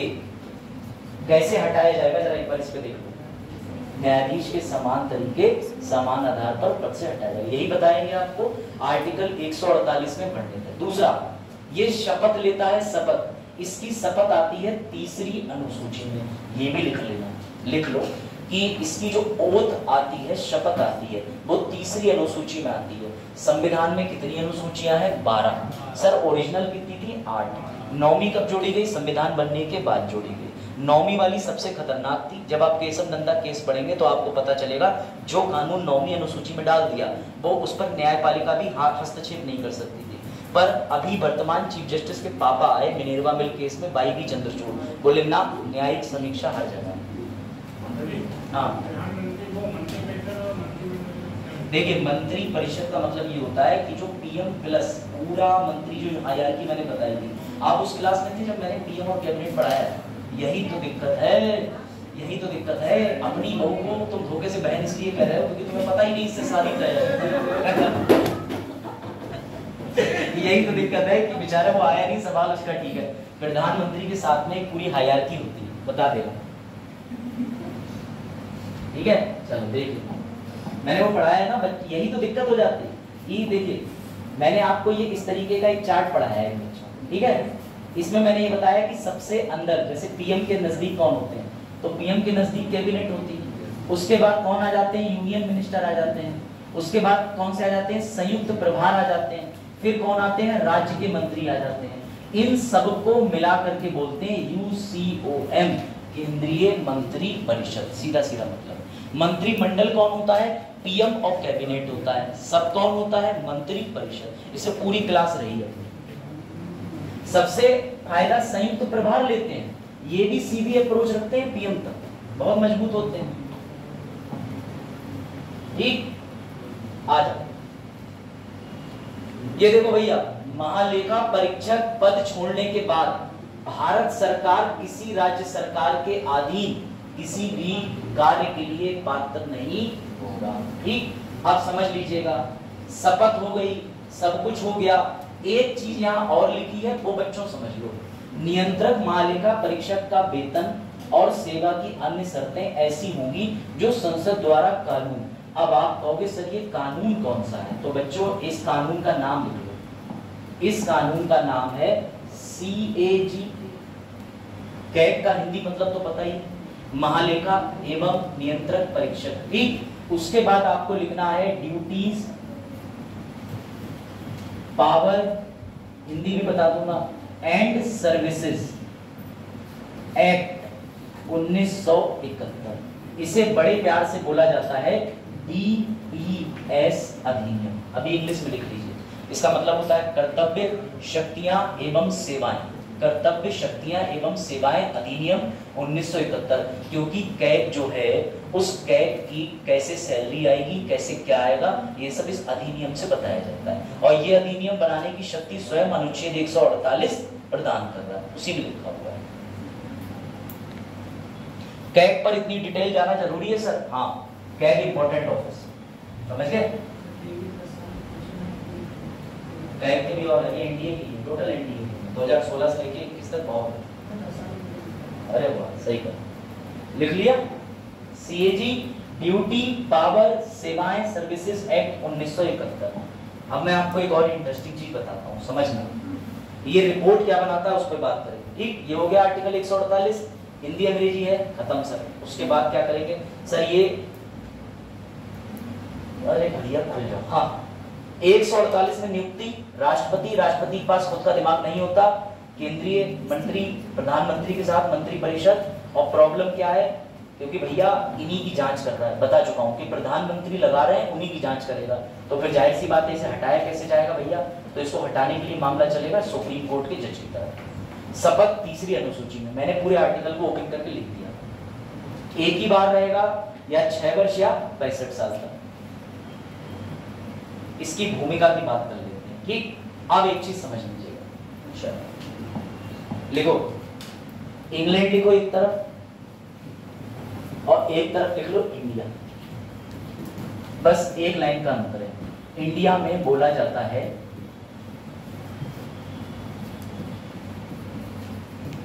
Controller and auditor general. ठीक, इंग्लैंड में भी सेम नाम है बेटा, सेम सेम।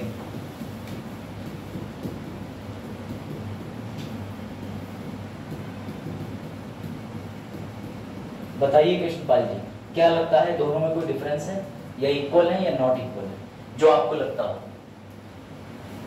बाकी बच्चे भी प्रयास करो। अगर इंग्लैंड का सेम, ठीक, अगर इंग्लैंड का, अभी मैं बताता हूँ, क्लियर करता हूँ, अगर इंग्लैंड का भारत की तरह सर सेम होता ना, बिल्कुल सेम होता सर, बिल्कुल सेम होता, तो इंदिरा गांधी जी जो है ना, उन्हें कूदने की जरूरत नहीं पड़ती। मेरी बात समझना, सारी चीजें आपको याद रखना है। ये दोनों चीजें सेम थी, लेकिन इंदिरा गांधी जी ने सेम नहीं रहने दी। पहले भारत में इंग्लैंड की तरह, इंग्लैंड में कंट्रोलर का पद इतना मजबूत है, कितना पैसा सरकार को देना है ये कैग तय करता है। कितना पैसा सरकार को निकालने के लिए, खर्च करने के लिए संचित निधि से दिया जाएगा, ये कौन तय करता है? इंग्लैंड में कैग तय करता है। भारत में भी करता था। फिर मैडम आई, और मैडम ने देश में क्या लगा दी? आपातकाल। मैडम बोली जब सारा पैसा कैग तय कर लेगा तो मैं तो कैग को फोन मिलाना पड़ जाएगा कि मेरी सरकार को जरूरत है। मैडम ने 1976 के अंदर भाई साहब का ये वाला नाम तो रहने दिया, लेकिन काम खत्म कर दिया। अब भाई साहब सिर्फ क्या करते हैं? सिर्फ ऑडिटिंग करते हैं। नाम रहेगा, नाम राजा है, लेकिन घोड़े के ऊपर नहीं घूमते हैं, घोड़े की धुलाई करते हैं सुबह 6 बजे। नाम महारानी है, आ रही है बर्तन धोने, वही कैग की तरह हो गया। नाम कंट्रोलर ऑडिटर जनरल है, लेकिन बाबूजी काम क्या करते हैं? सिर्फ जांचने का। तो उन्होंने बदलाव किसमें करा? मैडम ने 42वें संविधान संशोधन को तो संविधान ने हिलाया, यहाँ 1976 में बदलाव कर दिया, ड्यूटीज सर्विसेज पावर अधिनियम 1971। इसके अंदर से साफ कह दिया कि कंट्रोलर शब्द तो रहेगा लेकिन कैग कंट्रोलर का काम नहीं कर पाएगा। तो पहले हम इंग्लैंड की तरह थे, 76 में इंग्लैंड से भिन्न हो गए। इंग्लैंड में संचित निधि से धन निकाल के आवंटन करने की शक्ति है, लेकिन हमारे यहाँ संचित निधि की तरफ आंख उठा के भी देखने की शक्ति इसकी नहीं है। अब मैं आपको ये क्यों पढ़ा रहा हूँ तो समझना बेटा, एक एक चीज के पीछे कारण होता है, बता रहा हूँ क्यों पढ़ा रहा हूँ।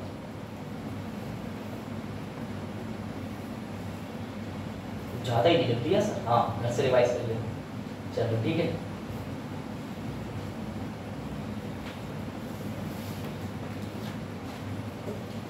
ठीक, लो पढ़ो। पीसीएस 2019 में यही प्रश्न आया है, इसलिए बता रहा हूं। तुम पीसीएस तो दोगे ही सर, बिल्कुल देंगे सर, लेकिन हम उस समय आपको सर इतना कर आते अगर ये सवाल नया आ जाता सर कि हमारे मास्टर ने यहाँ तक लेके नहीं गया जबकि सवाल आ चुका है। तो पढ़ो, किस वर्ष में अकाउंटिंग को ऑडिटिंग से अलग किया गया तथा नियंत्रक एवं महालेखा परीक्षक का कार्य केवल सरकारी लेखा तक सीमित रह गया। अब कोई दिक्कत हुई? अब समझ गए? मैडम महान है, मैडम ने सब कुछ बर्बाद करने में कोई कसर नहीं छोड़ी। सर ऐसा सवाल पहले भी आ चुका है, हाँ पहले ज्यादा खतरनाक आया था, पढ़ो।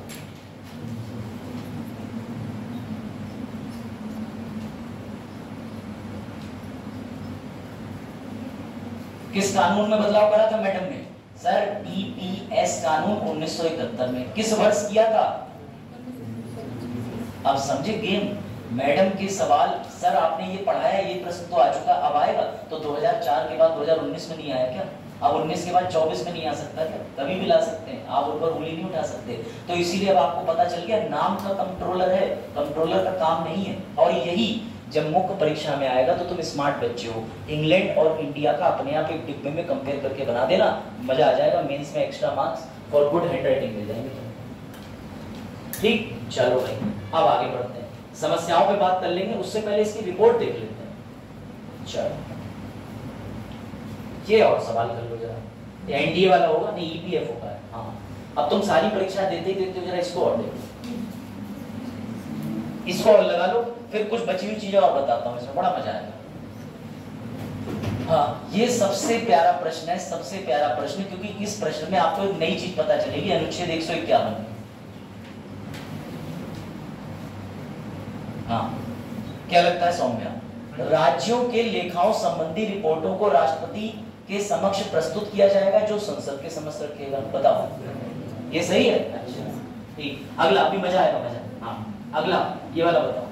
अगला है नियंत्रक महालेखा परीक्षक को भारत का राष्ट्रपति नियुक्त करता है, सही, और उसे केवल उन्हीं आधारों पर, उसी रीतियों से हटाया जा सकता है जिन आधारों पर उच्चतम न्यायालय के न्यायाधीश को हटाया जाता है। सही है, बिल्कुल सही। ठीक, अगला संघ और राज्यों के लेखाओं को कैसे प्रारूप में रखा जाएगा यह नियंत्रक बताता है, ये भी ठीक है। लेकिन बेटा यहाँ पर तुम्हें एक चीज समझनी पड़ेगी, ध्यान से समझना, मैंने इसीलिए नहीं बताई, प्रश्न से समझो। इसे काट दो, इसे काट दो। ये केंद्र के लिए काम करेगा तो रिपोर्ट किसके पास देगा? जब ये किसी राज्य के लिए रिपोर्ट बनाएगा तो रिपोर्ट देगा गवर्नर को। ये ट्विस्ट है, ये ट्विस्ट है। कैग केंद्र की रिपोर्ट देगा राष्ट्रपति को, और राज्य की रिपोर्ट के लिए जो छोटे एसएजी बैठे हुए हैं वो कैग को रिपोर्ट देंगे, कैग लेगा और वापस किसे देगा? राज्यपाल को। फिर राज्यपाल किसके समक्ष रिपोर्ट रखेगा? उत्तर प्रदेश की विधान सभा के सामने। रुको रुको, ऐसे नहीं सर, डायग्राम बनवा दो सर, भोले बच्चे सर भूल जाते हैं सर। बेटा जरा जरा देर में ट्विस्ट है, ध्यान देना। अनुच्छेद 151 में लिखा हुआ है, इसमें लिखा है रिपोर्ट। सर ये रिपोर्ट कैसी दी जाएगी? सर केंद्र की रिपोर्ट किसके हाथ में देगा और राष्ट्रपति किसके समक्ष रखेगा? सर राज्य की रिपोर्ट, तो राज्य की रिपोर्ट किसे दी जाएगी? गवर्नर, राज्यपाल। और राज्यपाल किस कहां रखेगा? अगर यूपी का है तो यूपी की, सिंपल, ये मत भूलना, चाहे जमीन आसमान इधर से उधर हो जाए। क्योंकि कैग की जो रिपोर्ट है वो अगर वहां पर स्टेट लिख दिया सवाल में तो तुम्हें कट मार देना है। उसका दूसरा और तीसरा बिंदु ठीक था, लेकिन पहला हवा में सही लगता, जबकि असल उत्तर ये है। बारीकियां समझना एग्जाम की तैयारी होती है, ना कि यहाँ पर बुलाया गया है गाइडेंस देने के लिए, पढ़ाने के लिए नहीं।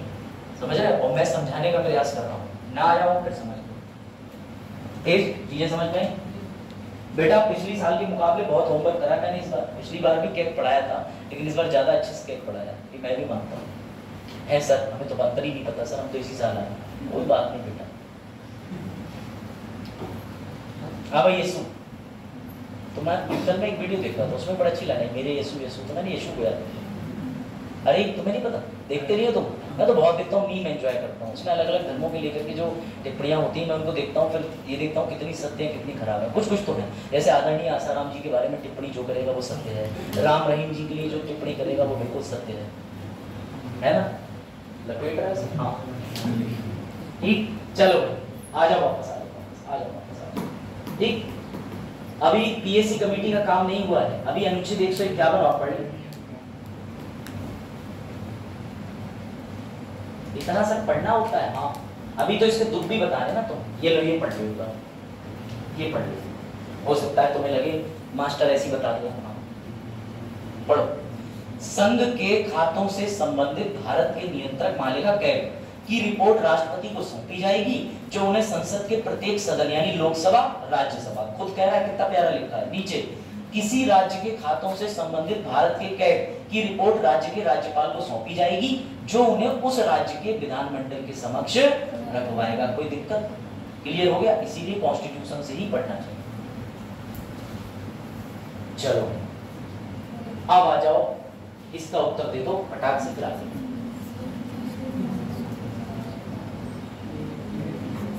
हाँ भाई, मित्र, दार्शनिक, मार्गदर्शक के रूप में जाना जाता है। किसको जाना जाता है? नियंत्रक एवं महालेखा परीक्षक। चलो सही है। अब एक चीज और बची है लास्ट, वो बड़ा इंटरेस्टिंग है, वो और बना लो, उसके इंतजार में कुछ सवाल भी होंगे। वो ये होती है कि सर कैग जो है वो ऑडिटिंग करता किसकी? ऑडिटिंग करता किसकी? तो कैग के हाथ में 4 तरीके की रिपोर्ट देने का प्रावधान होता है। कोई बता सकता है कौन कौन सी रिपोर्ट होती है? हाँ बताओ, कोई बता सकता है वो रिपोर्ट कौन कौन सी हो सकती है जो कैग बनाता है? हाँ, हाईवे की रिपोर्ट नहीं है तो एक उसके कैटेगराइजेशन हो गया। और हाँ याद करो, एनवायरमेंट, प्रोप्राइटरी, कुछ याद आ रहा? पिछले साल रिपोर्ट बताई थी, बाल को भूल गए तो? चलो मैं दिखा देता हूं, उसको चार्ट को बना लो। हटो हटो हटो। ठीक बेटा, ये भी एक बार देख लेना, मैंने सब लिख दिया इसमें तो मैं लिखवा भी दिया। ठीक, ये भी छोड़ो, ये भी छोड़ो, ये भी छोड़ो, ये भी छोड़ो। हाँ ये लो, ये 4 लिखो। 4 रिपोर्ट बनाता है, 4 ऑडिटिंग करता है। पहली है रेगुलेटरी, लिखो तो मैं भी थक गया हूं, देखो डिट्टो उतार लो। सर पहली कौन सी है? नियंत्रक ऑडिटिंग। सर ये क्या होती है समझाऊंगा मैं। दूसरी है अनिवार्यता, कंप्लायंस। सर तीसरी कौन सी है? परफॉर्मेंस। चौथी कौन सी है सर? प्रोप्राइटरी। अंतिम कौन सी है सर? पर्यावरण ऑडिट। बेटा ये सवाल सीधे यूपीएससी को हिट करता है, मेंस को भी और प्रीलिम्स को भी, कि कितने प्रकार की ऑडिटिंग करी जाती है। कैग बहुत मजबूत पद है, उसके बारे में अच्छे से पढ़ लो। कभी भी संविधान से हटाया जा सकता है? सर नहीं, संवैधानिक।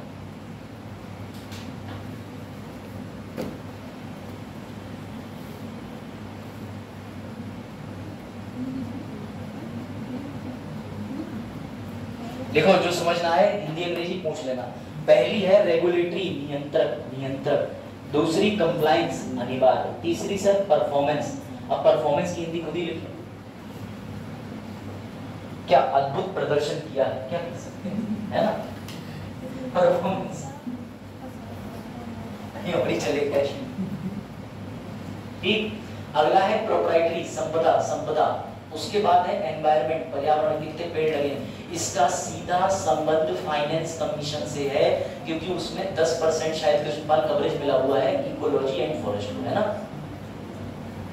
सीधा इसका संबंध है।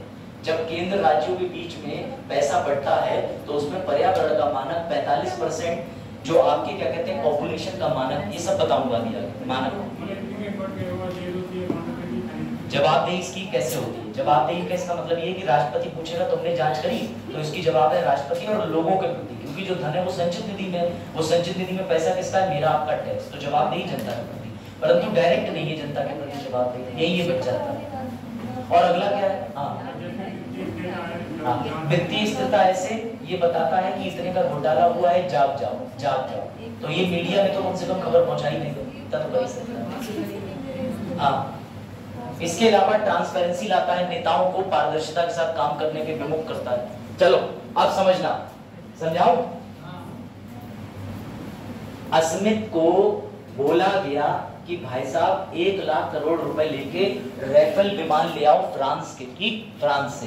बंदा गया, फ्रांस की जगह धोखे से निकल गया रशिया। तुम जो समझ रहे हो वो मत समझो। रशिया में जाके खरीदारी जो है देश के विकास के लिए करी, पैसा नहीं लुटाया रशिया के नागरिकों को। क्या कहते हैं? हाँ, उस पर नहीं लुटाया। तुम लोगों ने कहा देखो मैंने तो कैमरे पे कुछ कहा नहीं, मैं तो नागरिकता संबंधी प्रश्न पूछ रहा था। तो ऐसी जगह पैसा बर्बाद नहीं करा बेचारे ने। वो जाके स्कॉर्पियन सबमरीन ले आए। अब ये जो सबमरीन लेके आ गए तो कैग रिपोर्ट में ये बात लिखेगा कि ये गाना सुना है आपने? एक गाना होता है कि मंगाया उनसे कुछ और ले आए कुछ और, बड़ा लेडीजों में एक सॉन्ग चलता है, गाँव के लोग तो सुने होंगे, है ना। अरे भाई अब छोड़ो, उसमें अलग ही मामला चला जाएगा, छोड़ो। कृष्णपाल बिल्कुल ही सचेत हो गए, लोकगीत पारंपरिक तरीके से। इसमें सीधी बात समझो, 1 लाख करोड़ मंत्री जी ने मांगा राफेल के लिए था, सबमरीन ले आए। तो ये अपनी रिपोर्ट में लिखेगा कि मंगाया कुछ लाए कुछ, जो तुम लेके आए हो उसकी जरूरत भी थी या फालतू में तुम सबमरीन उठा लाए। तो इस चीज की रिपोर्ट को क्या कहते हैं? रेगुलेटरी। इससे क्या फायदा होता है? इससे ये फायदा होता है कि मंत्री जी को लिखित में एक लेटर देना पड़ता है कि हम राफेल क्यों नहीं खरीद पाए, और ये किसके प्रति उत्तर जाता है? कैग की रिपोर्ट में। बाद में कैग की रिपोर्ट कहां जाएगी? राष्ट्रपति के पास। बात आई समझ? दूसरा अगला समझ लो, कंप्लायंस। मंत्री जी गए, ना सबमरीन लाए ना राफेल विमान लाए। तो कैग ने पूछा चचा तुम गए काहे के लिए थे? बोले हम बस गए थे। तो बोले क्यों गए थे? बोले हम बस गए थे। तो उन्होंने कहा जब तुम कुछ नहीं लेके आए तो 1 लाख करोड़ रुपया वापस करो। तो इस तरीके की ऑडिटिंग होती है कंप्लायंस की। तुमने पैसा जो निकाला उससे कुछ खर्च भी करा कि नहीं करा, समझ गए। पहले में कुछ और ले आए, मंगाया सैंडल ले आए हैंडल, समझ गए। दूसरे में ये हो गया अनिवार्य तरीके से कुछ नहीं लाए। तीसरा और मजेदार, अस्मित से कहा अस्मित तुम मिग 33 विमान हटा के F-21 फाइटर जेट क्यों लेके आ रहे हो? तो अस्मित बोले क्योंकि मिग 21 जो है उसे कहने लगे थे उड़ता ताबूत, उसमें जो भी बैठता था मर जाता था, विधवाओं का कफन कहा जाने लगा उसे। तो मैंने कहा अच्छा अब क्या करें? बोले F-21 ले आए। अब दुर्भाग्य ये हुआ F-21 लाते 3 मौतें तो रात ही में हो गई, खाली विमान देखते ही देखते। तो मैंने कहा भैया तुम ये मिग 21 हटाया था ताकि मौतें कम हो, तो मौतें तो बराबर हो रही हैं, तो अंतर ही क्या हुआ? तो इस तरीके की ऑडिटिंग भी करता है वो परफॉर्मेंस पे कि पुराने वाले विमान को हटा के नए विमान लाए। क्या नए विमान सेना के लिए जरूरी भी थे? वो कार्य कर रहे हैं जिसके लिए लेके आए। जब मौतें उतनी हो रही है तो काय बात के लिए विमान बदल दिया? मर नहीं देते फिर कुत्तों को। अब अंतिम ऑडिटिंग में दूसरी ऑडिटिंग समझना, ये सबसे बढ़िया ऑडिटिंग है कृष्णपाल ऑडिटिंग। कैसी ऑडिटिंग? कृष्णपाल ललौड़ी खेड़ा से घर से निकले, बोले लाओ भाई 50 रुपए दे दो मैं जा रहा हूँ पढ़ाई करने। निकले 50 रुपए कह के निकले पढ़ाई करने, पाए जा रहे हैं गांधी राष्ट्रीय उद्यान में, ठीक, वहां बैठे हैं आराम से और पशुओं का विचरण कर रहे हैं एवं अन्य जो है क्या कहते हैं अन्य खूबसूरत चीजें भी देख रहे हैं, जैसे पार्क का गेट, पार्क में आते हुए लोग जाते हुए लोग। तो कृष्णपाल जी से घर वालों ने पूछा कि लल्ला 50 रुपए का क्या हुआ? बोले वो मैं पढ़ के आया हूँ। बोले नोटबुक तो खाली है, तुमने पैसा क्या करा? बोले तुम्हें नहीं पता, पहले चक्कर में माहौल बनाना पड़ता है, दूसरे चक्कर में पढ़ाई के लिए चेष्टा जागृत करनी पड़ती है, तीसरी में कहीं जाकर के मन करता है पढ़ाई का। तो अगर कोई मंत्री जी राफेल विमान लेने गए और वो 3 रातें बिता के फ्रांस में चले आए, ना तो वो डील करके आए ना कुछ करके आए, तो ये उसकी ऑडिटिंग करता है कि ये मान के चलो तुमने पैसा फालतू तो नहीं खर्च करा, तुम घी रोटी खा सकते थे विदेश में, जरूरत थी तुम्हें 1500 रुपए वाली रोटी मंगाने की ब्रेड बटर के साथ में। तो ऐसी रिपोर्ट की जांच भी कौन करता है? कैग। अंत वाली सबसे पर्यावरण ऑडिट।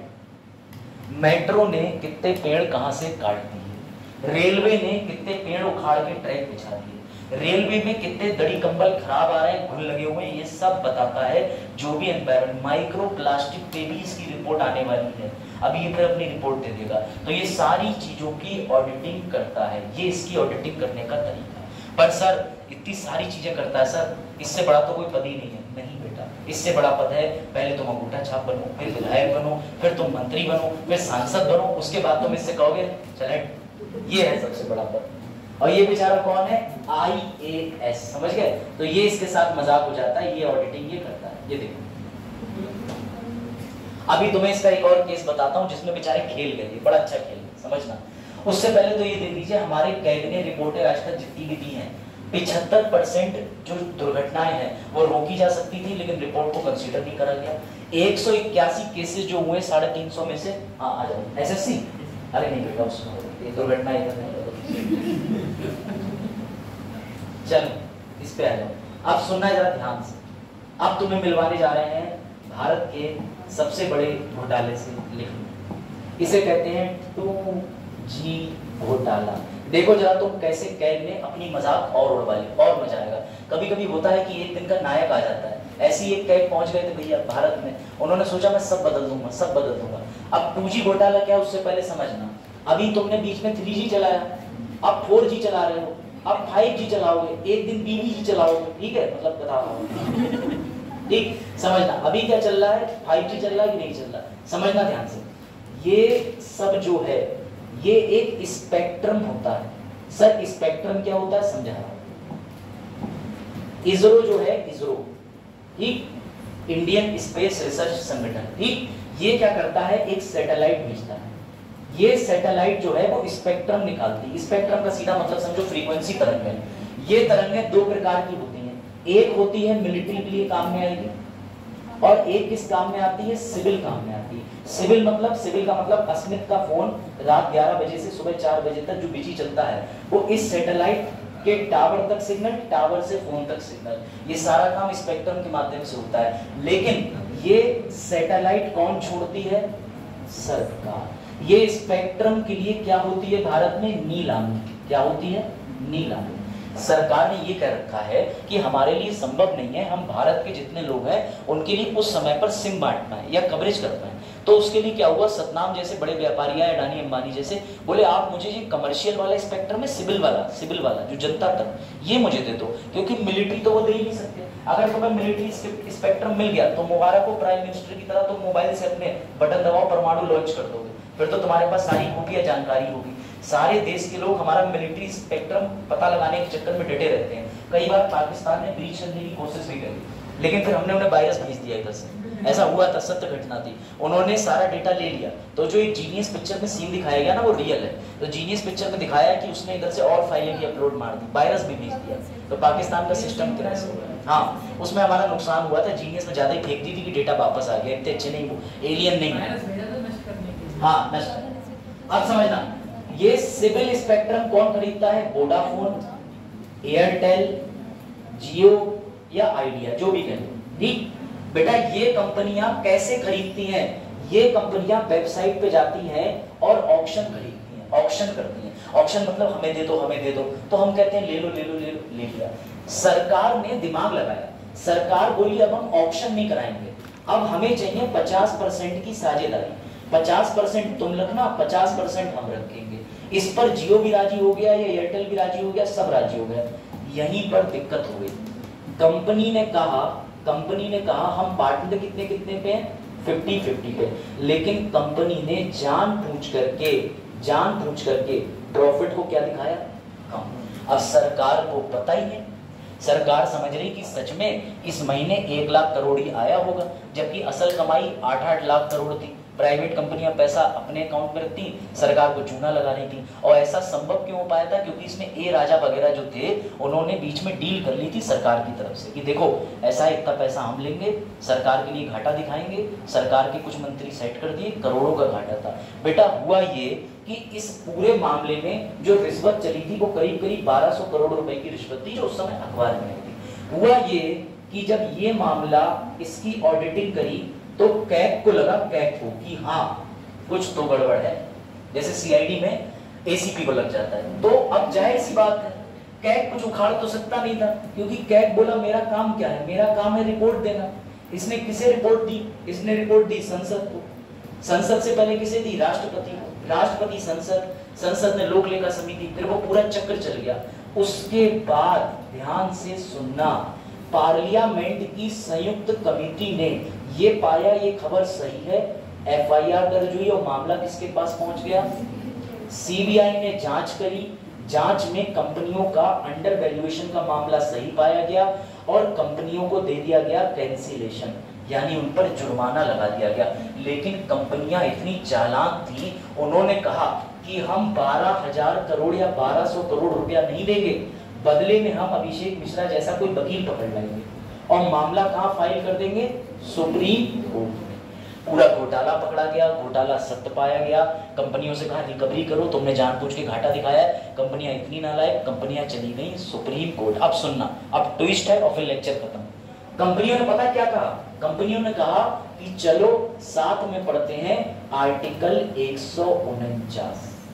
तो कोर्ट ने कहा पढ़ो पढ़ो।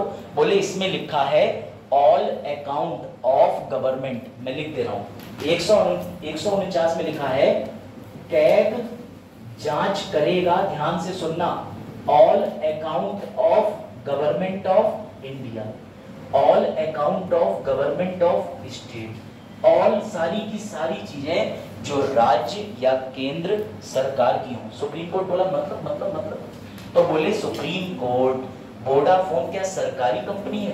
बोले नहीं। बोले एयरटेल क्या सरकारी कंपनी है? बोले नहीं। तो बोले ये जुर्माना हम पे लग ही नहीं सकता, जब हम सरकारी नहीं है तो कैग हम पे ऑडिट कैसे कर सकता है? क्योंकि कैग किसकी ऑडिटिंग करेगा? सिर्फ सरकारी कंपनी की। बेटा सुप्रीम कोर्ट भी मोर्टीन जला के बैठा था और भांग पी के बैठा था। सुप्रीम कोर्ट ने कहा आओ 149 दोबारा पढ़ते हैं।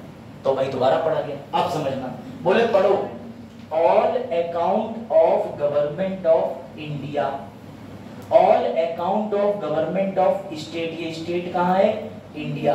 बोले बेटा ये पूरी जो सीमा है ना, इसके अंदर अगर तुम किसी भी चीज का ऑफिस प्राइवेट बनाओ, सरकारी बनाओ, कुछ भी बनाओ, तुम संसाधन किसके इस्तेमाल कर रहे हो? भारत के। बोले इसका मतलब तुमने जो संसाधन प्रयोग करे वो तो भारत के करे। तो बोले और यहाँ साफ साफ क्या लिखा है कि कैग हर उस चीज को जांच सकता है जो इंडिया की बाउंड्री के अंदर काम करती है। बोले निकालो पैसा। तो बेटा प्राइवेट कंपनियों से जो पैसा है वो खींचा गया, लेकिन इसमें एक गलती और हो। सर गलती पे गलती? हाँ बेटा, डिब्बे में डिब्बा, डिब्बे में केक, ऐसी गलती पे गलती, गलती के बाद कैग। तो समझो कैग ने एक टिप्पणी दे दी न्यूज में, प्रेस कॉन्फ्रेंस करी। अब पता है क्या बोला? 1,76,000 करोड़ का घाटा हुआ। पूरा देश सदमे में आ गया कि यार 1200 करोड़ तो सुने थे, 1500 सुने थे, ये क्या हो गया? तो बेटा ये सुनना, उसने पता है इसको क्या यूज करा? बोले ये नोशनल लॉस था। अब तुम कहोगे सर ये नया शब्द कहां से लिया है सुप्रीम कोर्ट का नोशनल? तो समझना, अगर बिटिया तुम हमारे सौतेले भैया से शादी कर लेती तो तुम बड़े फायदे में रहती। आज वो डीएम है तो इनने कहा कर लेते। उस समय तो साइकिल चलाता था और कहता था पापे और रस्ते ले लो, तो हम कैसे कर लेते? मेरी बात समझना। लेकिन उसने मेहनत करी, मेहनत करने के बाद वो डीएम बन गया। अब क्या हुआ? अब तो मैडम भी मिसेस डीएम कहलाती कि नहीं कहलाती? ऐसी ही बेवकूफी कैग ने करी। कैग ने कहा कि अगर ये प्राइवेट कंपनियों को ठेका ना दिया होता, हाँ जाओ, अरे बेटा बता क्या पिछले जाओ सुनो, कैग ने कहा कि अगर इन प्राइवेट कंपनियों को तुमने ये ठेका नहीं दिया होता तो 1200 करोड़ का घाटा नहीं होता, फायदा होता 1,76,000 करोड़ का। लेकिन बेवकूफ, एक्चुअली उस कंपनी से हमारी डील होती तो क्या पता कितना प्रॉफिट होता, ये तो भविष्य पे तय था, एक्चुअल थोड़ी ना हुआ था। इसलिए कैग को मना कर दिया, भैया तुम मुंह बंद रखा करो, तुम कभी न्यूज मीडिया पर टिप्पणी नहीं करोगे। क्यों? क्योंकि ये तुमने नोशनल लॉस बताया कि हो सकता था कौशल बना 24 साल में डीएम, 21 में बन जाता तो हो सकता है बैच की उस लड़की से शादी हो सकती थी। लेकिन अब बेचारा सेलेक्ट ही 24 में हुआ है तो घाटा क्यों माने? वो तो 24 के बैच की लड़की से करेगा ना। ऐसे ही कैग ने ये जो संख्या बताई, इतना लॉस भारत को कभी हुआ ही नहीं था, ये उसका अनुमान था कि भारत को इतना लॉस हो सकता था। तो सुप्रीम कोर्ट ने कहा मुंह बंद रखा जा सकता है। तो बेटा ये दुख है, याद रखना, यहीं पर कैग खत्म हुआ। इस केस को पढ़ लेना, मैंने डाल दिया, ये 2G घोटाला था, ठीक है। ये 2G घोटाले के अंदर कैग की जो सेवाएं थी वो लेने का प्रयास किया गया। इतना यूपीएससी के लिए रिक्वायर्ड है, वरना कैग वनडे एग्जाम में 4 बिंदुओं में खत्म हो जाता है, ठीक है। यहां तक कोई डाउट किसी को?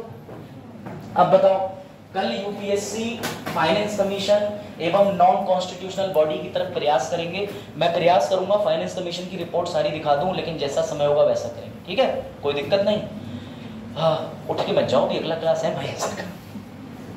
20 सेकंड बचे हैं, चलो फिर बंद करते हैं, 20 सेकंड बंद करना शुरू होंगे। और कोई डाउट कैग में?